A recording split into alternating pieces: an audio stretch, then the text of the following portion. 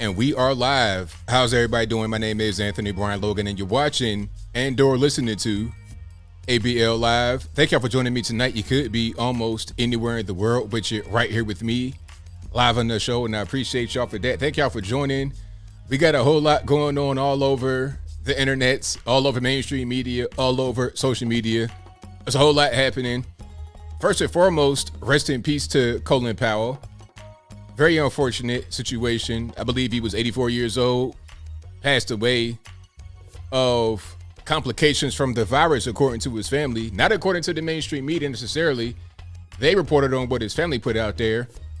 Yes, Colin Powell did have cancer, multiple myeloma, which is a blood cancer, and he also had Parkinson's. But his family says that he died from complications of the virus. We'll talk about that. We're going to get into details. We're going to get into all that stuff a little bit later. Also, Lori Lightfoot back at it again. Miss Beetlejuice herself trying to attack police and I suppose firefighters in the city because they don't want to cooperate with her vax mandate. 3,200 officers have not declared whether they have the shot or not on this little online portal they're requiring them to go to. So can you lose 1/3 of your police force in the city of Chicago? Does Lori Lightfoot even care about having a more valid city than what it already is? We'll talk about that. Also, Brian Stelter got educated real quick on his show by Bari Weiss. We'll talk about all those things and more on tonight's episode of ABL Live. And again, I thank you guys for being here. You could be almost anywhere in the world, but you are right here with me, and I most certainly appreciate y'all for that. Thank y'all for joining. We're going to talk about Colin Powell, the Chicago mayor, Lori Lightfoot situation, little Brian Stelter, In-N-Out Burger. Shout out to In-N-Out Burger for standing their ground and not caving into the San Fran mob with this whole vax mandate nonsense. I got quite a few videos and pictures and whatnot of a lot of things that are happening over the past few days. But before I start, thank y'all again for being here. You could be almost anywhere, but you guys are right here with me live on the show, and I appreciate y'all for that. If you enjoy the content, if you enjoyed what you've heard thus far, just in a little introduction, please hit the like button. Hit that like button. That'll help me out tremendously. Also, if you're listening to me on your favorite audio streaming platform, whether it be Google Play, Spotify, Stitcher, Anchor, Apple iTunes, etc., please give me a 5-star rating, a review, a like, a comment, whatever you can do on that platform. I'd appreciate it if you did. And if you don't know, this is a podcast live. I'm filming this live with you guys participating, and it will be available on your favorite audio streaming platform at 8 a.m. the very next day after I get done recording it. So that'll be available. Links in the box. Shout out to my sponsors, of course, as I always do at the very beginning. A lot of you guys always ask me about the flags that are behind me. Hey, ABL, where can I get one of those flags? Can I get one? Can I get my own flag similar to that but different? Sure. Go to bhedesigns.com. The link's in the box. It's right there in the box. Always. The links is anytime there's a question about where to go for a particular thing in my videos, check the box. Nine times out of 10 is right there. But anyway, bhedesigns.com. You can get these beautiful handmade American wooden flags that are right behind me, or ones that are customized to your personal taste. You know, you can get real small flags, real big flags, whatever you want to do in the box. bhedesigns.com. Check it out. Also, shout out to patriotpost.us, the best source of news and information anywhere on the internet. Check them out. Really good people over there. I support them 100%. Again, patriotpost.us. Check them out in the box. And of course, shout out to me. Shout out to my websites. The first one, anthonyblogan.com. Every video I write an article with the video. So if you ever wonder where my sources are, where am I getting my sources, each article is sourced fully from left, right, center, independent. It doesn't even really matter what news source it is. I put them all there so you can look at all of them and see if I'm right or if I'm wrong. Because I always tell you guys, please fact check me. If I'm wrong about something, y'all let me know. But anyway, AnthonyBLogan.com, all original articles written by me, 100%. And I have all my links to my social media accounts, my Instagram, my Twitter, my Facebook. Follow all of those as well. So if I have any announcements to make or any kind of exclusive video for those platforms, you're able to catch it. And I'll have some of that video a little bit later in the show. But again, AnthonyBLogan.com. I also have my email, my snail mail, all that good stuff on that particular platform. And what else we got? ABLmerch.com. All the hats, t-shirts, stickers, hoodies, mugs, and more right there on the website. Check it out right now. ABLmerch.com. I think we're sold out of the USA hats. I think. Last I checked, there was like 3 left. We may restock if we're able to. You know, this whole supply chain thing is kind of weird. We have a lot of stuff made here, like in the States, but sometimes it's overseas. It depends on the situation. But hopefully we're able to keep everything in stock. I've not seen any stock problems, so I think we're pretty much good to go. You got holidays coming up, ablmerch.com. Get your friends, family, yourself, or whoever a nice patriotic t-shirt, hat, something that kind of has my stuff on it over on ablmerch.com. Good customer service, good quality of products. Check them out. So that's all for the sponsors. Now, we got a lot to get into. We have a lot to get into, and I think I'm gonna start with Brian Stelter. Let's start with Brian Stelter of CNN and the interview that he did with not an interview, it was kind of like a TV spot. You know how it is, live TV. They have somebody come on, talk about a particular topic, and they kind of go back and forth. It wasn't really an interview where it's meant to be one-on-one and you get to dive deep. It wasn't a Joe Rogan type situation, not at all. You know, just a quick news hit, maybe like a 10-minute or so news hit. But Bari Weiss really took him to school. In the full video, I can't say I agree with everything she was saying. Sometimes people, they have, you know, good intentions. They say that this is a two sides thing. Oh, it's both sides. It's two sides of the same. Not really. I think that this is more of a far leftist thing. Not even really just the regular normies on the left. Not necessarily. Just regular everyday moms and dads waking up, voting for Barack Obama and stuff like that. It's not even them. This is the far leftist extremists that are coming to dominate the conversation, or they're trying to at least, because they're the ones that are employed by big tech. They're the ones that are in government. They're the ones that are trying to shape the narrative to whatever they want it to be. And I'll talk more about them, speaking about big tech and the SJW weirdos that work for them in a minute, because we got to talk about Dave Chappelle. Remind me about Dave Chappelle after I get done with Bari Weiss, because that's a good segue into the next thing. But anyway, Bari Weiss is trying to explain to Brian Stelter about how ridiculous the mainstream media has become, about how you can't really say anything. And before I jump into that, I want to play it so we have some context, because this is a really good example of what they do in mainstream media. It's kind of a way to get you off balance and kind of rock you to sleep, thinking that everything is okay when it's not. They'll try to say, they try to gaslight you. If that's the proper word. I don't want to use a new word improperly, because you guys know I don't like when somebody does that. Oh, it's insurrection. It's really insurrection. But anyway, let's play some of this. Again, this is on CNN, of course, on Brian Stelter, on the show called Reliable Sources, which it's not. The show should be called Unreliable Sources, but I digress. So let's get the video on the screen. Let's get some sound cracking. And again, this is Bari Weiss confronting CNN host Brian Stelter. Brian sounds real similar, but anyway. You're right. There are tens of millions of Americans who aren't on the hard left or the hard right who feel the world has gone mad. So in what ways has the world gone mad? Well, you know, when you have the chief reporter on the beat of COVID for the New York Times talking about how questioning or pursuing the question of the lab leak is racist, the world has gone mad. When you're not able to say out loud and in public that there are differences between men and women, the world has gone mad. When we're not allowed to acknowledge that rioting is rioting and it is bad, and that silence is not violence, but violence is violence, the world has gone mad.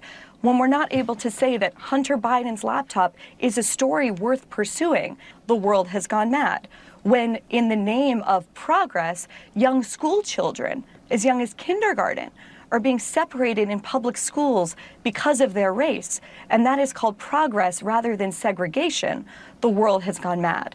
There are dozens of examples that I could share with you and with your viewers. And you often say, everyone allowed. sort of knows this, and you say we're not allowed, we're not able. between- Who's the people stopping the conversation? Who are they? See, let's pause right there. See, that's why I wanted to get to right there.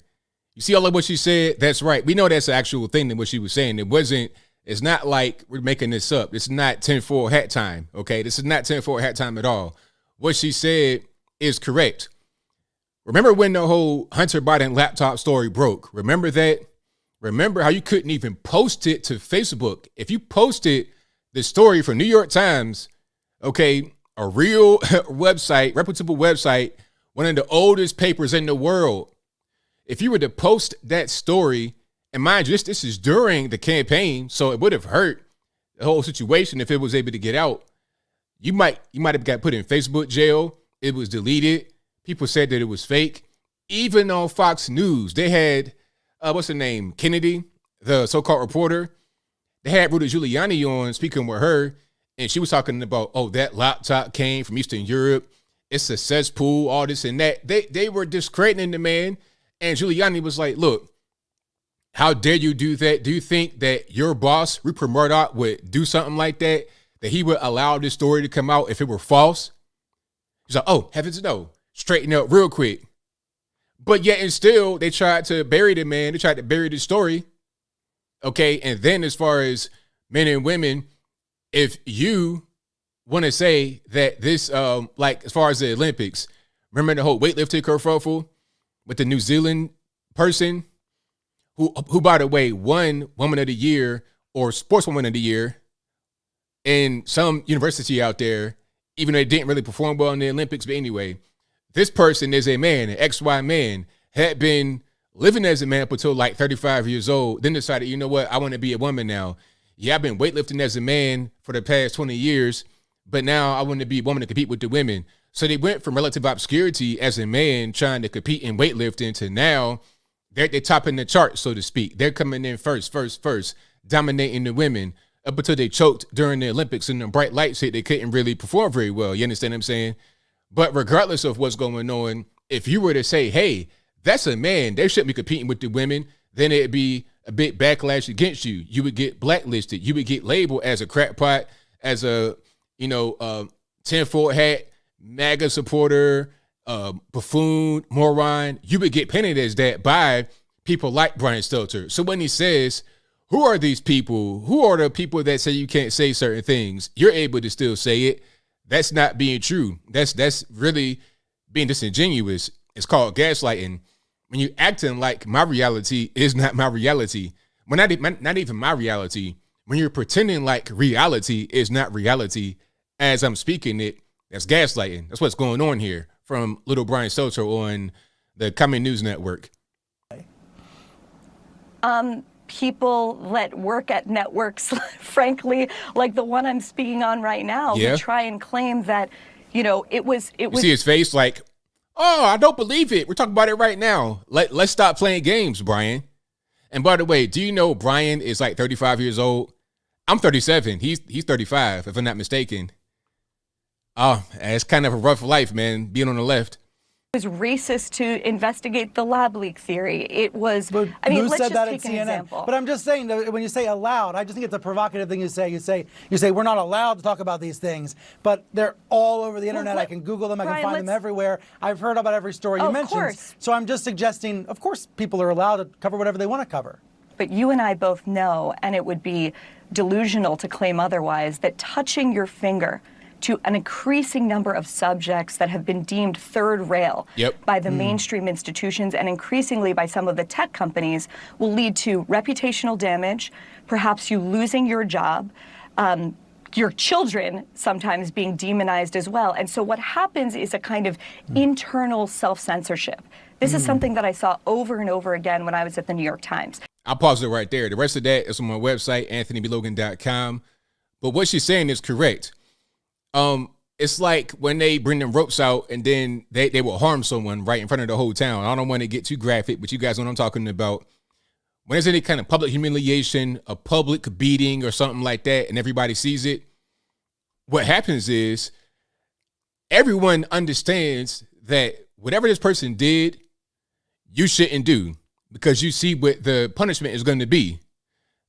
Going back to the whole thing about Giuliani, when he was brought on Fox News and lectured by Kennedy about this Hunter Biden laptop, message was sent. It was like, look, if Giuliani can't even say anything about the laptop on Fox News, how can anyone say it anywhere else?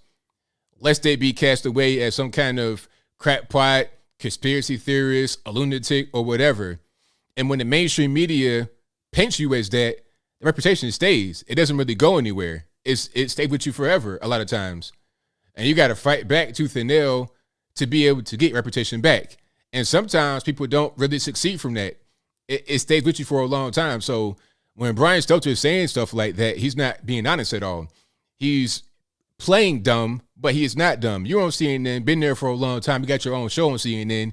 You know how this whole thing goes. You know how the whole situation operates. So don't play coy, don't play dumb, Brian Stelter. You already know what it is, right?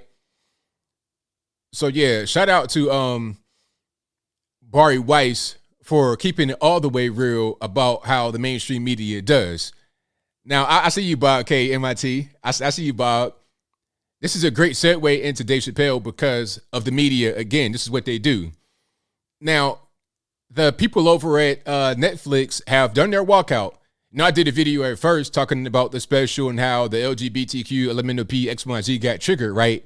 They got triggered. And then I did another video talking about how they scheduled, how they've planned a walkout and how some trans employees got suspended. And people are saying, oh, well, they're doing the walkout, freedom of speech. Why did they get suspended? Well, one person that got suspended, well, okay, it's two things they did. The first thing was they barged into a Netflix meeting of 500 executives. Okay, it's like, all right, look, check it out. You can have your walkout. You could do whatever you want when it relates to that. But right now we're having the meeting. We're trying to get billions of dollars. Okay, we're talking about upcoming content. We're talking about infrastructural type stuff and trying to get content from point A to point B and server farmers or whatever we got to do. We're talking about big deals with Comcast, AT&T, ISPs and whatnot. You in here talking about my feelings are hurt because I'm a transgender and I'm triggered by Dave Chappelle. It's like, look, we don't got no time for that. This ain't the place for that. You want to do that over there? You want to have a transgender day? You want to have a trans day? All right, cool. That's fine. We'll put that on the calendar. But right now, we're trying to get this money. We're trying to do serious business. Your trivial matters are irrelevant. Go over there. So they barged into the meeting, and then one person engaged, like, they did some kind of espionage, really, because they released data about Dave Chappelle's Netflix special. Like certain little key points talking about how much money they made and how many viewers, like things that shouldn't be out there to the public, they released. So it's like, nah, you can't be doing that.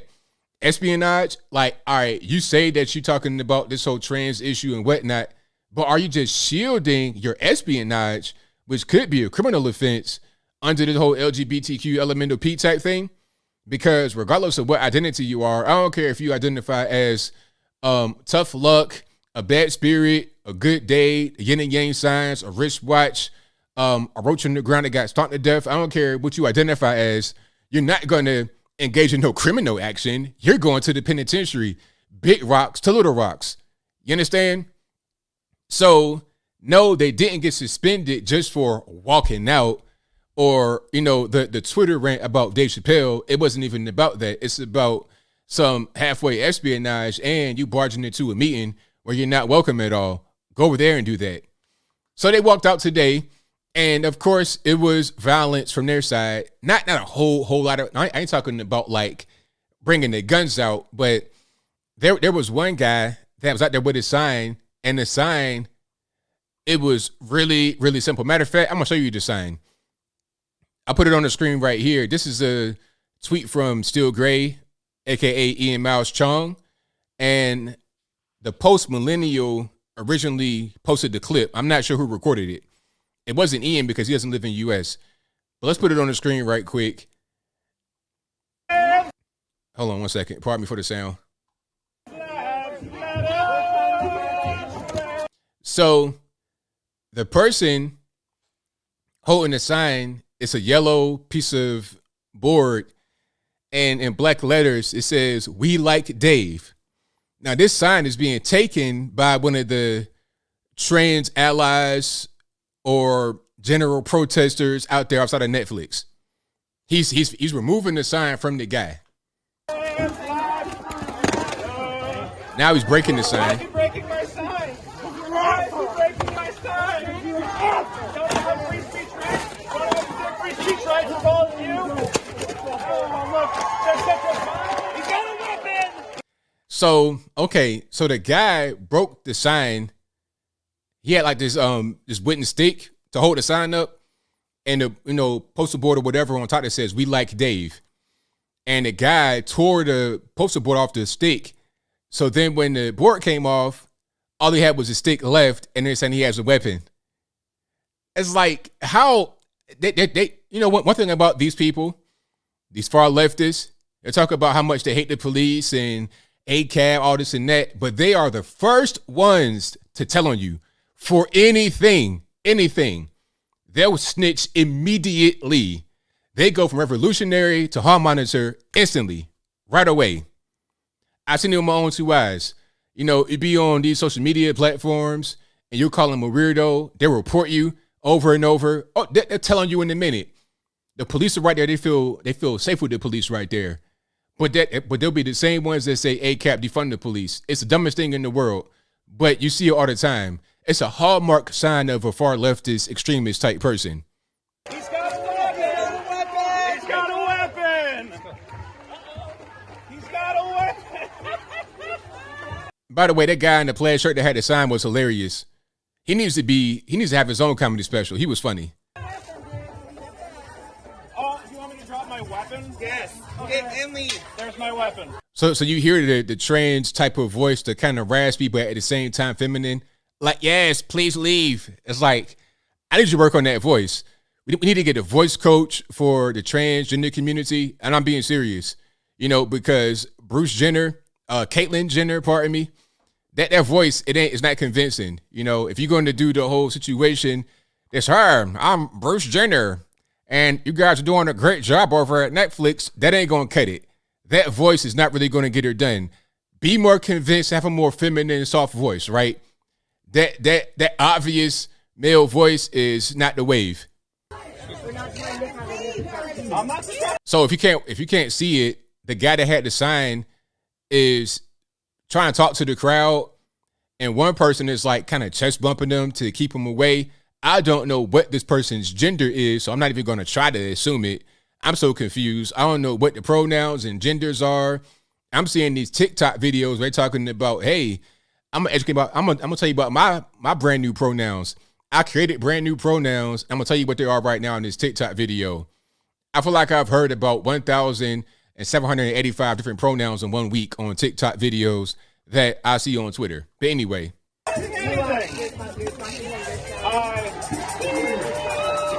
So one guy has on a Tax the Rich t-shirt. I think it's an AOC shirt.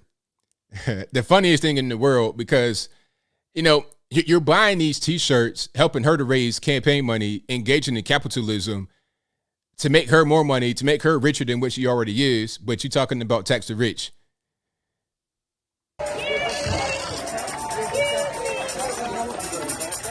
Now they touching them, and they're trying to, one person has a tambourine and they're like shaking it in his face. I'm just here to say that jokes are funny, people. Dave Chappelle is a funny guy. All right, I ain't gonna play too much of that because you hear what she's saying. Repent, mother effer, shaking a tambourine. Now, I'm not going to diagnose nobody, but I'm just saying, here's a question for the crowd. If you are at a pro Dave Chappelle rally or anti Dave Chappelle rally, whatever the case may be, and you have a sign that says, "We like Dave," is all it says. Nothing inflammatory against anybody. We like Dave. hey, Dave's a good guy. He's funny. I like him. If you have that sign and it gets torn down by these people, and then one of them takes a tambourine, shakes it in your face and says, repent, mother effer, aren't you going to think that something's wrong with him? Like the gears ain't really turning, the elevator ain't going all the way to the top floor, they're a few trees short of a forest, a few crayons short of a full 64 count box. Like it ain't all the way clicking. That's what I think. But hey, I can't judge nobody, right? Everybody's their own person. And again, I don't know what their gender is. I'm seeing kind of a, Clark Kent type hairstyle, but at the same time, I'm seeing what's the person that became a male recently? Emma, I don't know. They look like that physically. They're about 5'2", 100 pounds. So that's not a very male stature. But anyway, I digress. So yeah, that's what's going on with that whole thing right now. Oh, and the CEO of Netflix, or one guy, matter of fact, I'll make sure I say the right thing. Because I think one guy, yeah. So the Netflix CEO admits to screwing up, and the company supports the trans walkout. But he didn't say that he does not support Dave Chappelle. He's trying to straddle the fence, obviously. He's trying to play both sides. He's trying to please the LGBTQ LMNOP crowd at Netflix, and the celebrities are coming out like Channing Tatum talking about Dave Chappelle was hurtful, all this and that. He wants to support them, but at the same time, he's not a moron. If you want to attack Dave Chappelle, you're going to lose that bag. Again, I told you guys, I've not had Netflix in years. The only reason why I have it for right now is because I had to watch that Dave Chappelle special. That's the only reason. As soon as this month is up, it's a wrap. I'm not coming back unless they bring out a new Chappelle special, or maybe a Chris Rock special or something like that. And they can, dig up some brand new George Carlin content that I've not seen before. I'll watch that on there too. But I'm not trying to see cuties. I'm not trying to see all this LGBT and intersectional lackluster programming that they have. I'm not trying to watch that. And they know that. They know that a lot of their content is filler. They know that 100%. It's basically background noise where you're just doing other things in your house. So Netflix needs Dave Chappelle to be a draw to get them, subscriber numbers up. That are paying $14 a month, $20 a month or more. They need that. They need more Squid Games and Dave Chappelle's to bring in people. They're not going to attack them too much. So they're trying to walk the fence. So I'm not really sure if his efforts are going to really go over very well in the LGBTQ, LMNOP, X, Y, and Z community. I'm not sure how that's going to work. But regardless, Dave Chappelle's not going to back down. Chappelle's like, hey, man, I don't know what being canceled is like, but I love it. This is great. And quite frankly, I think that he'll get more material from this, because what they did to him as far as the trans community is exactly what he was saying. It's like the bullying and stuff like that. And if people actually watched the special, he gave an olive branch to the transgender community, gave a heartfelt tribute to Daphne Dorman, a transgender comedian in San Francisco. It was nice. He was being nice to them, overly nice, but it wasn't enough. So it was like, you know what? All right, I did my part. I tried to reach out. Y'all don't want it. Oh, whatever. If you get mad, so what? And if I was Dave Chappelle, I would double down on the jokes. I would have a whole routine dedicated to this whole thing, dedicated to the walkout, dedicated to the CEO backtracking and waffling and kind of being scared halfway. I would do a whole 4-hour TED Talk podcast miniseries based on what's happening right now, and have that be my biggest special ever. I wouldn't hold anything back. I just let it rip like a machine gun, just everywhere. Let it rip. So yeah, shout out to my man Dave Chappelle. He's not backing down at all. He's staying firm on what he believes in, and I respect that. That's all I can really ask for anybody, just to stand up for what you believe in. Don't back down. Don't let anybody try to bully you into believing something that you don't really believe. Nobody's going to, I'm going to always be me and who I am. I'm a respectful person, but at the same time, I'm not going to do things just because someone wants me to. I'm going to do it because I want to do it. And if people like it, if they agree with it, if they're cool, then that's great. Fantastic. But I don't do things for that purpose. I don't do things to gain I don't do things to gain, what's the word? I don't do things to gain acceptance. If that's the word. I don't really, or validation. I don't really care. I just do things. Like the Joker, I just do things. That's me. But I got a brain in my head too. Unlike the Joker, who was not really sane. But I'll move right along. Oh, and also, I am going to do more reviews on my gaming channel. That's been gone for like past, I don't know how many years I've not done the gaming channel. But I think I'm going to do a review of Squid Game. Because I had Netflix. Everybody kept saying, hey, Squid Game was best ever. I watched Squid Game from top to bottom. And I think I'm going to do a review on it on my gaming channel. And when I do a review on it, I'll put it in the community tab on this channel so you can see that I've done it. And you could just link over there to that channel. And if you're not subscribed to the channel, you could go and subscribe at that moment. But Squid Game was okay.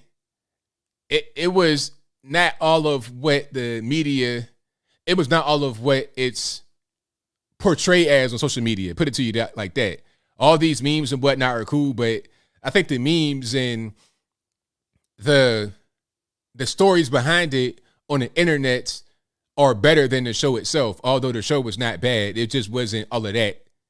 The hype didn't really meet the hype. Put it to you like that. But anyway, that'll be coming up soon on the gaming channel, and I think on that channel I'll do more TV reviews, movie reviews, entertainment type stuff that is not necessarily politically related, just to have different content that I produce to kind of mix things up the way I did back then when I had more time.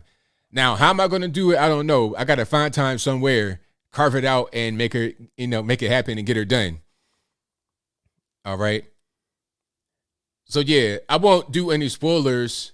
I won't do heavy spoilers in my review. So if you didn't finish it yet, if you've not gone through the whole thing, I'll try to keep it as vague as possible, but still I'll convey what my feelings of the show are, if that makes any sense. But anyway, if you guys like what you're hearing so far, if you enjoyed the content thus far tonight, go ahead and give the video a thumbs up. Also, like the video, share the video, do all that good stuff. I'd appreciate you if you did that. And also, if you're not subscribed to the channel, please do so. It's 1000% free. Subscribe to the channel. That'd be great.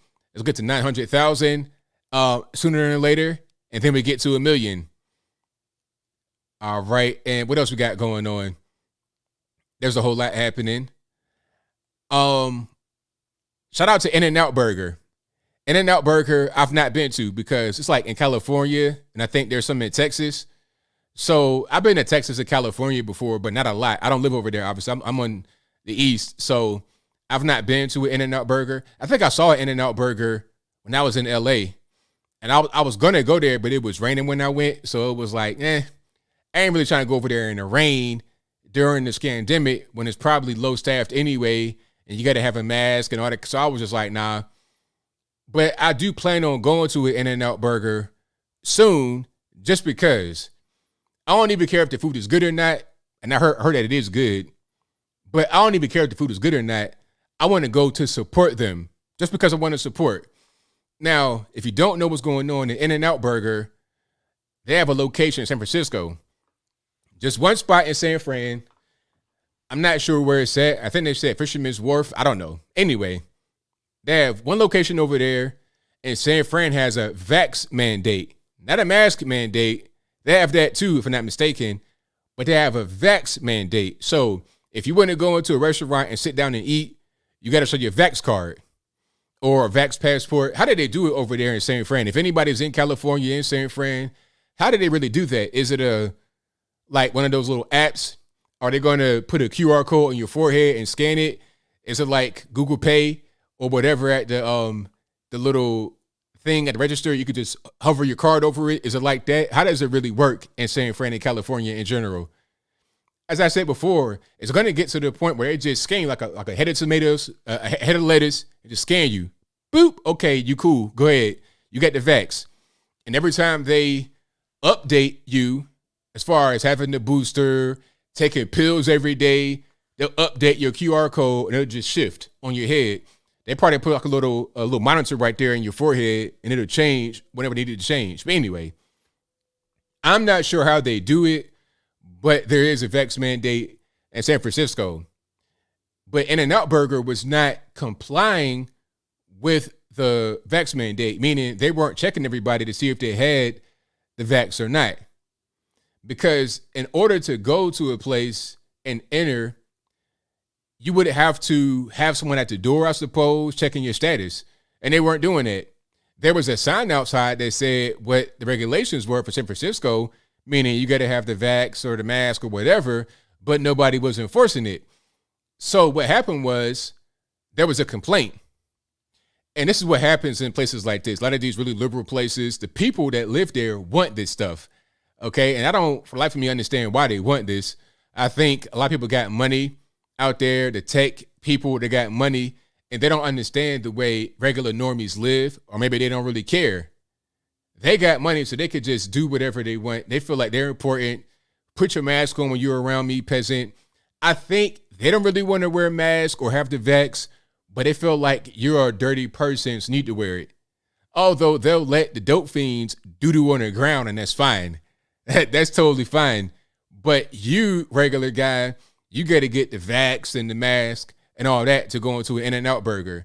But you can be shooting up drugs in a Starbucks bathroom, and Starbucks can't say, don't go in there to shoot up drugs, because that's racist. Anyway, they're dumb. They have so much money, their sense of the world is dumb. Or they strive to become successful, or they just have, or they're just dumb in general. But anyway, somebody snitched and was saying, hey, In-N-Out Burger, they're not checking anybody's vax status when they go into the restaurant. It's all just open. So then there was more complaints. So then that prompted the city to come down and see what's going on and check it out to investigate. And then they realized, okay, these guys are not checking anybody for the vax, so we're going to shut them down. So they were temporarily shut down, like no business in or out, no curbside, no indoor, no nothing, just shut down completely. But that lasted for a little while, and they came back. But now it's only curbside or just pickup. You can't be in there eating because they're not requiring anybody to have the vax. And they put out a statement, In-N-Out Burger that is, and they said, hey, we're not going to do this. We're not going to participate in this. We're not going to engage in discrimination based on someone's medical status. Okay, if you want to come support us, we're not going to discriminate against you. So that was really brave of them to say. Matter of fact, let me see if I can pull up the full statement. But that was really brave of them to say, because a lot of people in that same situation would just fold. They would say, you know what, I can't really afford to lose the business. I need that indoor business, whatever. So I'm going to just let them do whatever they want. But In-N-Out Burger didn't do that. Okay, here's the statement. Can I put it on the screen? Nah. It says, we fiercely disagree with any government dictate that forces a private company to discriminate against customers who choose to patronize their business. This is clear governmental overreach and is intrusive, improper, and offensive. Straight from In-N-Out Burger. That's from Arnie Wenziger, Chief Legal and Business Officer, In-N-Out Burger. So, hey, that right there is a big statement coming from a big company like that that's very well loved on the left coast, Texas, everywhere else. Really big. A lot of companies say, you know what, we'll just go along and get along. We're not going to say anything. It won't be a really big deal. We'll comply with the mask. We'll comply with the vax or whatever. But In-N-Out said, no, we're not doing this. We refuse to be the vax police, because they were going to have to be that in order to enforce it. You couldn't just say have the vax. You got to check to see if they do have it. And they were like, no, we're not going to do that. We're not going to do it. And I hope that more restaurants and businesses do the same thing that In-N-Out Burger did. If all the businesses said the same thing, then they couldn't have this mandate. They just couldn't. How are you going to have this mandate when nobody complies? What are you going to do? Hire a bunch of police to go out there and make everybody comply? They don't want to do it. Out where I live, the police chief got on TV and said that he would not comply. He would not enforce the mask mandate. Not even we don't have any vax mandates at all, period. But when the mask mandate was in Hamilton County, he was like, nope, we're not going to do it. And I never saw it got enforced. I think some stores may have been kind of weird, but anywhere I went, it wasn't any kind of enforcement. You could wear it or not wear it, and it's your choice. That's the way it should be. And I don't see any kind of really big increase in infection rates or whatnot in places that have the mandate versus those that don't have the mandate. So it's like, what's the point? And speaking of infection rates and whatnot, I was on Twitter as per usual, and I saw Shaquille O'Neal, not that Shaq, pardon me. I saw Charles Barkley. I'll call him Chuck. He was talking about Kyrie Irving. Now, I did a video about Kyrie Irving, multi-millionaire basketball player. He was set to make $32 million this season. Matter of fact, now, I'm sorry, I'm wrong. $35 million he was going to make this season. Now, his contract is guaranteed to a certain extent, so he'll lose $17 million thereabout by not playing this season. But again, he was going to make 35, so he still makes $17 million by sitting at home and doing nothing. And why is he sitting at home? Well, he plays for the Brooklyn Nets. That's in New York City. And New York City has a vax mandate. He doesn't want to get the vax. So to play in the Barclays Center where the Nets play, needs to have the vax or he can't play. So the Nets were like, look, we're not going to have you just play some road games where there's no vax mandate. If you can't play half of the games in the season, 41 games out of 82, we're not going to have it. So you're not going to play at all. Put you on the sideline. Now, Charles Barkley gave his 2 cents on the whole situation. And this is why I harp on this topic so much, because this information I'm saying is not commonly known. A lot of normies simply do not know what I talk about when I'm speaking about the vax, things of that nature. So let's play this right quick. This is Charles Barkley on NBA on TNT talking about Kyrie Irving situation. And I won't show the video because I don't want to get a strike from TNT. But you can hear the audio and it'll be just as good. Your buddy over here is grimacing. Chuck? First of all, you don't get the vaccine for yourself. You get it for other people. No, I'm not saying. Hold on, first. You said your piece. No, I didn't say you do. I got vaccinated. I can't wait to get the booster. You don't get vaccinated just for yourself. Like Adam said, you get vaccinated for your family first. You get vaccinated for your teammates second, things like that. That's what bothers me about this whole thing. I think everybody should get vaccinated. And let me tell you something, I really am proud of the Nets for putting their foot down, for saying, no, we're not going to deal with this half on, half off.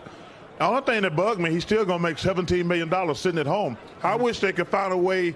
If he wants to go on this thing, like, people say he's like Ali. First of all, don't ever compare anybody to Ali. Ali went 3 years without boxing. He was the highest paid athlete in the world. This guy going to make $17 million for sitting at home. But to every person out there, you don't get vaccinated just for yourself. Let's get that out the way. So, I mean, he's just wrong. He's just wrong. The vax is only for you as a person that gets it if you want to get it. It's only to protect the person that gets the shot. It cannot protect anybody else. In their mind, well, even from what they say, I'm not saying this is the reality. I'm saying what they say, meaning the CDC and whatnot. They say basically the vax is like having a bulletproof vest, right? That's it. Now, your bulletproof vest, wearing a bulletproof vest can't protect the next guy who does not have it on. Or if he already has one on, he's good. It's only to protect you. Now, in reality, it's not really a bulletproof vest, in my humble opinion. It's like a leather jacket at best, maybe. Like the Fonzie type jacket. It's like that. You might be able to, if you get stabbed, it might stop a little bit of a knife, but it'll probably go through. It's probably going to go through. Now, maybe you won't get stabbed up so badly to where you die, but you're still going to get stabbed. That's what the vax does. Matter of fact, it's a leather jacket it's made from toxic Chinese materials that might damage you that way even if it doesn't, aside from being able to get protected from getting stabbed, the materials of the jacket might hurt you. That's what the vax is, in my humble opinion. You can't wear a coat and have that get someone else warmth. It doesn't work like that. The vax does not prevent transmission. I say that every day. I say that every single day. I say that multiple times a day. People still don't get it. Every day, somebody's like, oh, really? I didn't know that. Because the brainwashing is so strong, you got guys going on TV and just saying the wrong thing. And I'm reading the comments under that particular tweet. Oh, Chuck is right. I stand with Chuck. Yeah. And then the craziest part was Chuck trying to take Kyrie Irving's money. It's like, wait a minute. Hold the phone. Hold up. Kyrie Irving signed a contract, a legally binding contract. Now, nowhere in that contract did it say anything about having to get the vax. Okay? I signed a contract to play basketball, not to get shot up with drugs that I don't want to get. That's not part of my contract. You can't take my money from me. This is a legally binding contract. I'm Kyrie Irving. I'm a superstar player. I got guaranteed money. All right? So I'm going to get paid that money. You got guys that got caught with guns in a locker room, Gilbert Arenas, and were still getting paid millions years later after their contract, after they were cut from the team because of stuff like that, because of their guns and, not being able to perform anymore. Let's just say Kyrie Irving suffered a career-ending injury and couldn't play anymore. He would still get paid that money from that contract that he signed as long as the duration of the contract was. So if he signs a 4-year contract with $100 million guaranteed and he gets injured a year in, guess what? You still paying him for the 3 more years he has, even if he's not playing basketball. That's called law. That's called contracts, period. He's dumb. But you know what? That's that fear. That's that fear mentality that Charles Barkley has. And a lot of these boomers have that. Not you guys that watch. You guys are brilliant, and I'm being serious. I'm talking about a lot of the boomers that get scared by mainstream media. And a lot of the youngins, too. A lot of youngins get scared, but I think the youngins are a little bit less scared. They're less risk averse. They're more willing to go out there and take risks. As a matter of fact, I have a graph. I think I showed it last time. I'm going to show it one more time just to kind of drive my point home about this. This is a really serious thing for me because I keep seeing the same old stuff repeated over and over and over again. So I'm going to put this up and then I'm going to keep it rocking. And thank y'all again for being here. Couldn't do it without you guys. If you enjoyed what you're hearing so far, give the video a thumbs up. Like the video, share the video, do all that good stuff. So let's check it out. So here's a graph. Now it's kind of hard to see, but it says rates of virus deaths by vaccination status and age group. Right. So this is from, matter of fact, let me zoom in a little bit. This is from April the 4th to December the 4th, 2021. Now, you see, matter of fact, let's do this. Do it this way. So you see over there where the lines are, the dotted lines, those are vaccinated people's. The pink line is vaccinated 65 to 79 years old. The purple kind of line, that's that's unvaccinated 65 to 79. The pink dotted line. The purple one is unvaccinated over 80. Okay. All the rest of them, you have vaccinated and unvaccinated mixed together. Now let's go toward the end here, towards September. Now, the next highest line, the kind of golden line, that's fully vaccinated 50 to 64. Under that is fully vaccinated 80 plus. Pardon me, the dotted line is unvaccinated 50 to 64. And the solid line below that is vaccinated 80 plus.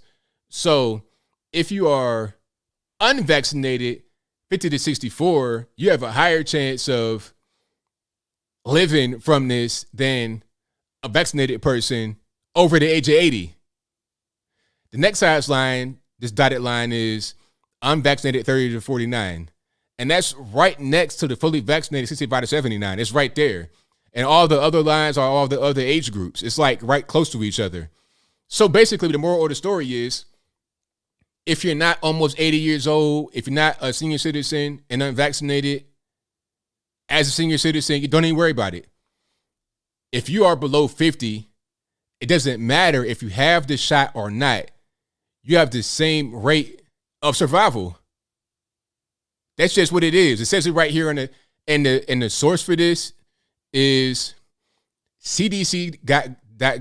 And I'll post a link to this in the description box so you can see it. Matter of fact, I'll put it right here in the chat.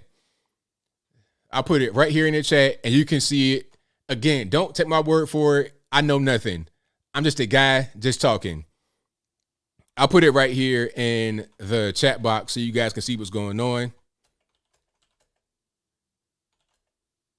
And matter of fact, I'm going to pin it. I'm going to pin it to the top so you guys can always have it. It'll be right there at the top of the little chat, like right up here at the top. You see it? It's right there. So click on that link. That take you straight to that graph. You can create your own graphs. You can see different data and everything. This is cdc.gov. So if YouTube wants to come in here and be a hall monitor and say, oh, misinformation, we're going to flag you. I think not. Go to cdc.gov, read it and weep. But anyway, I digress. Does the link not work? I'm going to check and see if it does. It works. I just clicked on it right there. So it works. All right. And then what else we got going on? Oh, okay. I'm gonna kind of get myself back together. I'm going to cool down. I'm going to relax a little bit. So let's go to, Colin Powell. Speaking about the virus and whatnot, Colin Powell, rest in peace, Colin Powell. Very sad that he passed away. And I'm being serious. You know, I know about WMDs and how toward the end of his career, he was not really conservative anymore, at least not in my point of view. But I'm not going to act like I didn't at one point look up to him as a conservative guy, black conservative guy, somebody that was not afraid to be who he is. Okay, so it's very unfortunate that he died. I say rest in peace to Colin Powell. You know, we lost a great one with Colin Powell passing, although he was imperfect, you know. But his family says that he died from the virus, although he was fully vaccinated. Now, of course, as I said in my video, I know he was 84 years old. And I know once you get to be 84, I mean, you could die from pretty much whatever, right? But his family said that it was the virus. I'm not saying that. His family said it. Matter of fact, let's put it on the screen. Just so you guys know that I'm not just making stuff up. Again, I always provide sources, always coming through. Nobody could ever say that ABL lies. I don't lie. I tell the truth, always. If it's good, bad, ugly, whatever, I'm going to tell the truth. And if I don't know, I don't know. So let's go ahead and, so here it is. This is the first post right here. So let's go ahead and zoom in. And let's do it that way. Okay. So it's right here on the Facebooks. It says General Colin Powell, former U.S. Secretary of State and Chairman of the Joint Chiefs of Staff, passed away this morning due to complications from the virus. He was fully vaccinated.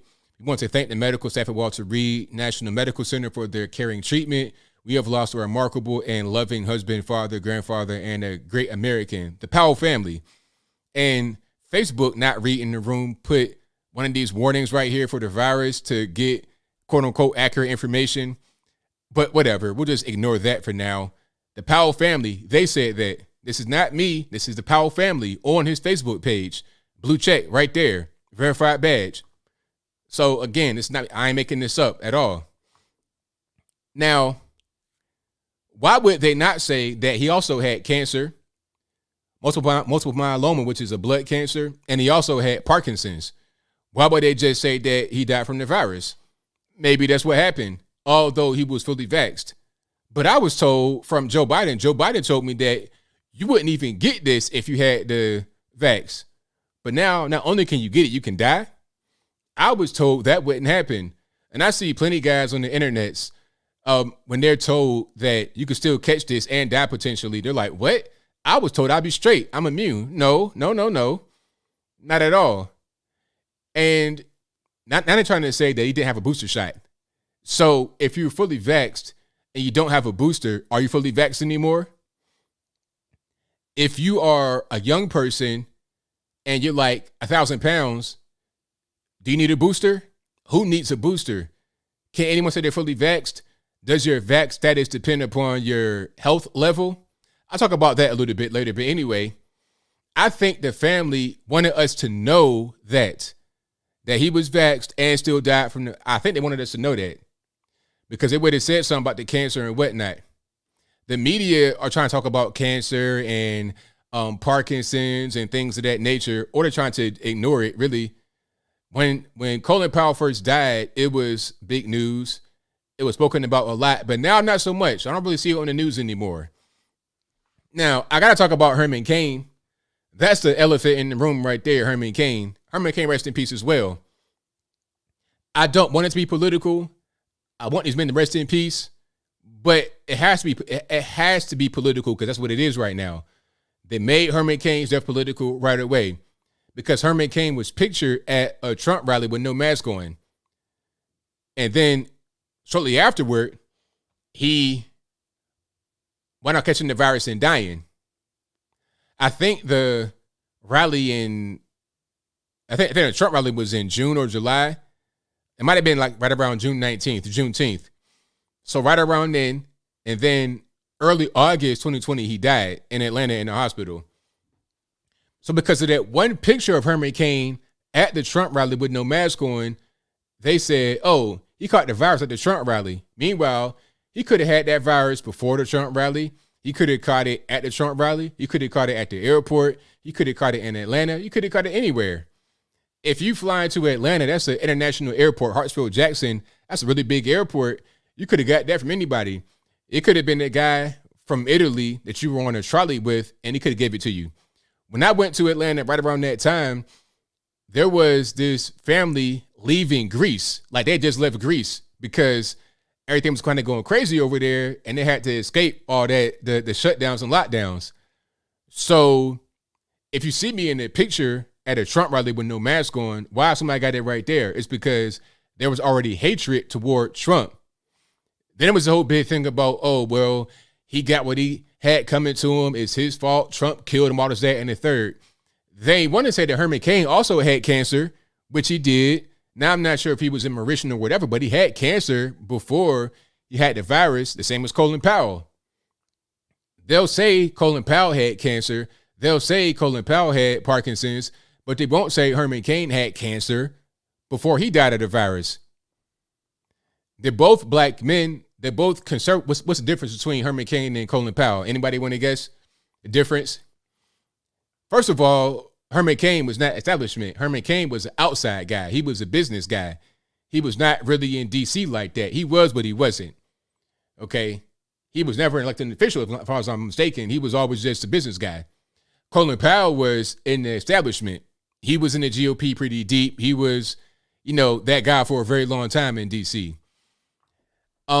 And also at the end of his life, Colin Powell kind of repudiated down on Trump. He was like, I don't like Trump. I'm a never Trumper now, and I'm not really Republican anymore. So he kind of atoned for his sins before his death, according to what the mainstream media would think. So they don't want to attack Colin Powell, but they attack Herman Cain. See, I don't want to have to be political, but it is political. They make it political when it shouldn't be that way. But again, rest in peace to Colin Powell. I hate that his death had to be politicized. Same thing with Herman Cain. It should be about their family, their friends, being able to, have these men rest in peace and speak on their legacy, things of that nature. But it's got to be framed in this context because of what the media does, because of what the politicians on the left do. That's what it is. So it is what it is.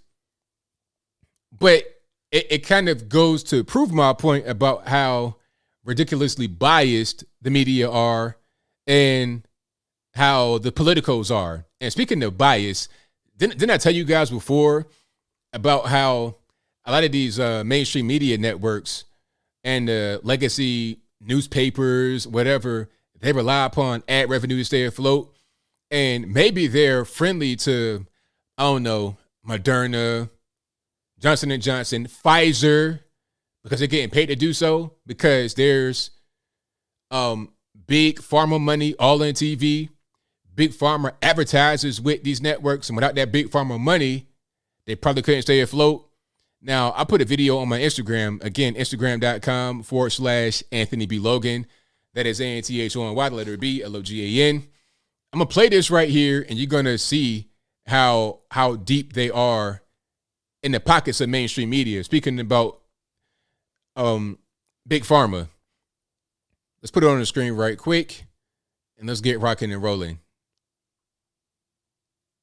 Pfizer. CBS Health Watch sponsored by Pfizer. Anderson Cooper 360. Brought to you by Pfizer. ABC News Nightline. Brought to you by Pfizer. Making a difference. Brought to you by Pfizer. CNN Tonight. Brought to you by Pfizer. Early Start. Brought to you by Pfizer. Friday night on Aaron Burnett Out Front. Brought to you by Pfizer. This Week with George Stephanopoulos is brought to you by Pfizer. This weather report brought to you by Pfizer. Today's countdown to the royal wedding is brought to you by Pfizer. And now a CBS Sports Update brought to you by Pfizer. Meet the Press Data Download brought to you by Pfizer. This portion of CBS This Morning sponsored by Pfizer. On how to find the hidden sugars in the American family diet.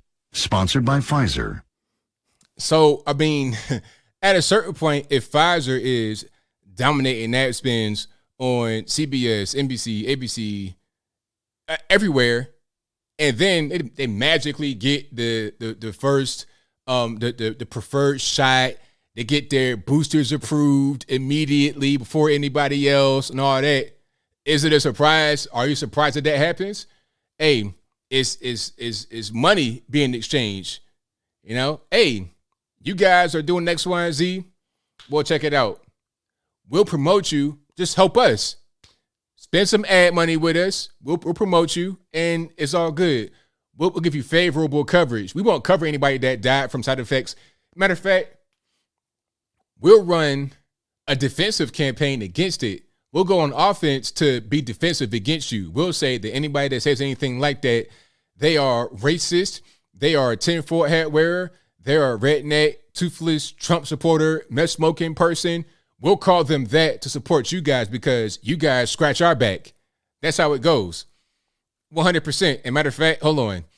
I have another video that I can put it up right quick. This is from back in the day. This is an older video that has a lot of relevance today. If I can find it, I'll put it up right quick. Y'all give me a moment. John Madden says Pfizer is owned by GlaxoSmithKline, which is owned by BlackRock, which is owned by Vanguard. I don't doubt it. I do not doubt it at all. You know, that's how at a certain point, the bigger issue here is the money. You know, the money make the world go around, don't it? And once you trace the money, once you follow the money, then you're able to see what's really happening. Then you have a better understanding of what's going on in the world, and it won't be so much about this kind of, I don't know, I guess you would say immature battle between people. It's more about just that cash, that bread. Oh, here's one more I'm going to put up. I'm going to put up one more of those videos, and then I'll put up the older video I was referring to bring it on home.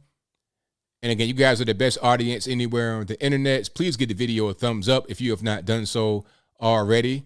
That'll most certainly help me out a whole lot. Okay, so here's one video. The last one of the Pfizer. This is probably the worst Pfizer brand placement. This is the most flagrant Pfizer brand placement you're going to see. Check it out. Bill Gates' advice on how to combat mistrust in science at 60minutesovertime.com. Sponsored by Pfizer. Did you hear that? So Bill Gates is telling you how to overcome mistrust in science, brought to you by Pfizer. Really? So Pfizer is sponsoring 60 Minutes, who's sponsoring Bill Gates, who's also sponsoring 60 Minutes and Pfizer to tell you how to trust science. Do you trust 60 Minutes? Do you trust CBS? Do you trust Bill Gates? Do you trust Pfizer? But they're all watching their money together. The regular normie doesn't understand what's going on. They think, oh, Bill Gates, Pfizer, 60 Minutes is all good. But we know that that's not right. We know that for a fact. But here we are. All right. So here's one more. I'm going to start it kind of in the middle because I want to keep you guys too long. Matter of fact, I'll play the whole thing. This is about 2 minutes, so y'all just hang tight. This is old. I'm not sure from when this is. If you guys know when this video was produced, please let me know in the comments. A community rates low on an information scale when the press, radio, and other channels of communication are controlled by only a few people, and when citizens have to accept what they're told. In communities of this kind, despotism stands a good chance. See how a community trains its teachers. Bear this in mind.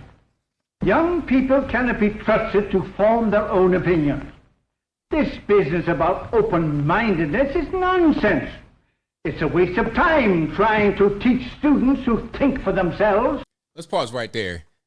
That is an old school teacher. They look like that. Now we have these Instagram models becoming teachers. It's a mess, but I digress. It's our job to tell them. And when teachers put such training into practice, despotism stands a good chance. These children are being taught to accept uncritically whatever they're told. Questions are not encouraged. How can you ask such a question? Have you got a textbook? Yes, ma'am. Does it say here that our law courts are always just? Yes, ma'am. Then how dare you question the fact? Sit down. And so we aren't surprised when... But it must be true. I saw it in this book right here. And if books and newspapers and the radio are efficiently controlled, the people will read and accept exactly what the few in control want them to. Government censorship is one form of control. A newspaper which breaks a government censorship rule can be suspended. It is also possible for newspapers and other forms of communication to be controlled by private interests. I thought I told you to kill that story. It'll cost us a lot of advertising. If that story goes out, I quit. All right. I mean, it tells you everything right there. Everything is right there. Now, about that part about, being suspended as a newspaper, you're going to get, if you put out the wrong information, you get suspended. Now, what does that sound like right now in 2021? You'll get suspended for putting out wrong information. How about when I get suspended for a week off YouTube because I put out the wrong information, all right? Or you got guys getting the channels deleted off of YouTube for putting out the wrong information, or on Twitter or on Facebook, guys getting suspended, blocked, banned, or whatever, putting out the wrong information on Facebook. Okay, you see kind of how that goes.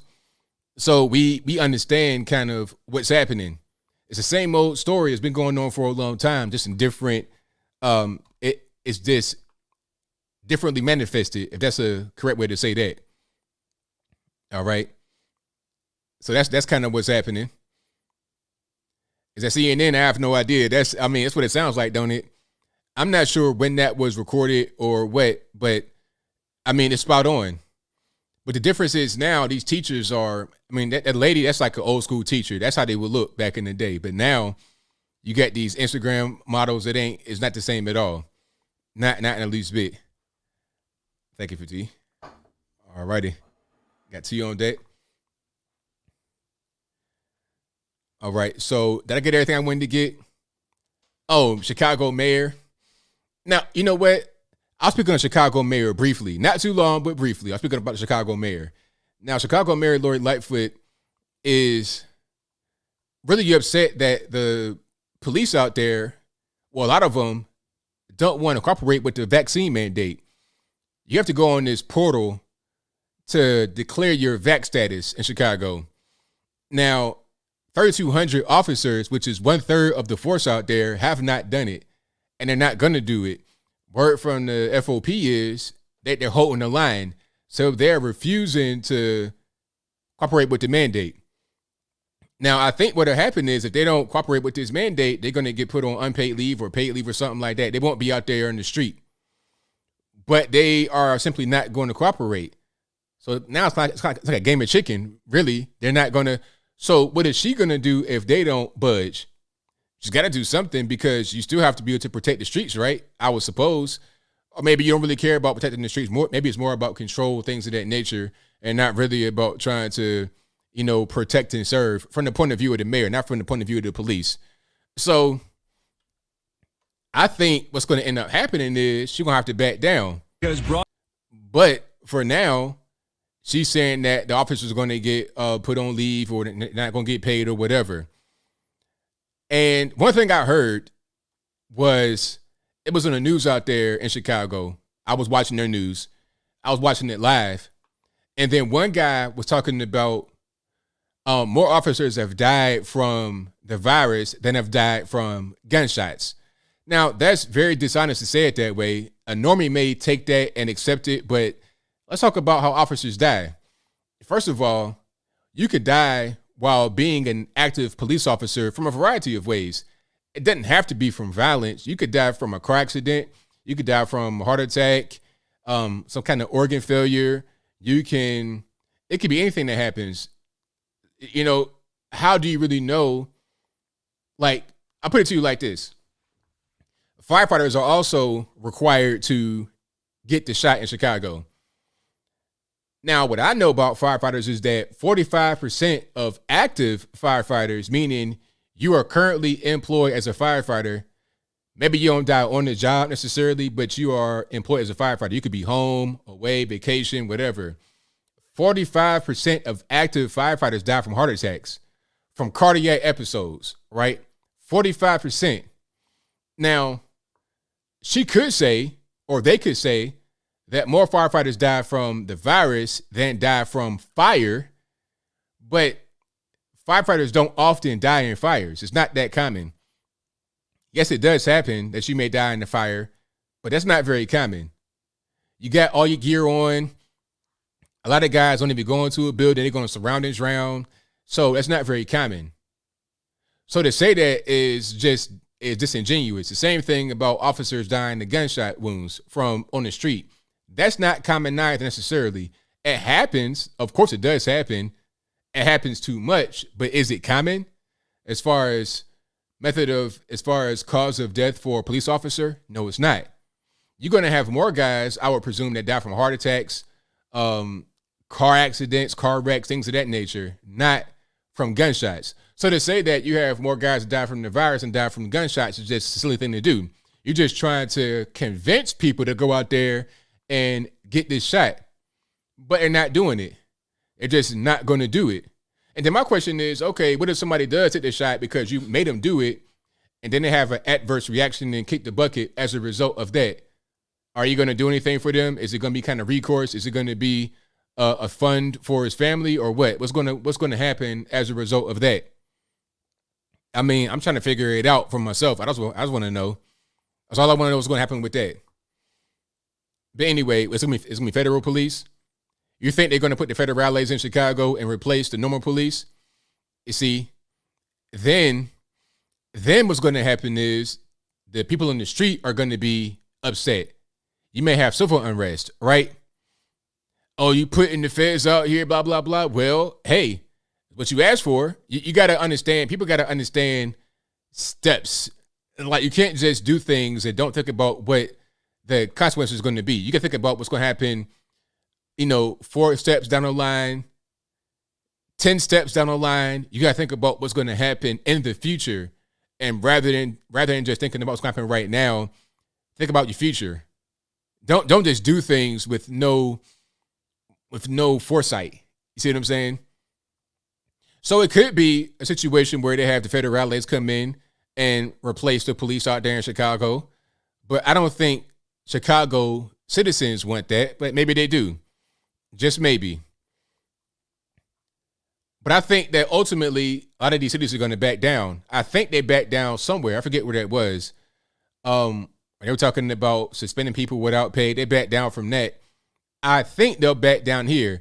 They cannot afford to lose 1/3 of their police force. It just ain't gonna. It's just not a thing they can really do, because you already got staffing problems all over the world already. It's already hard to staff at McDonald's at $20 an hour.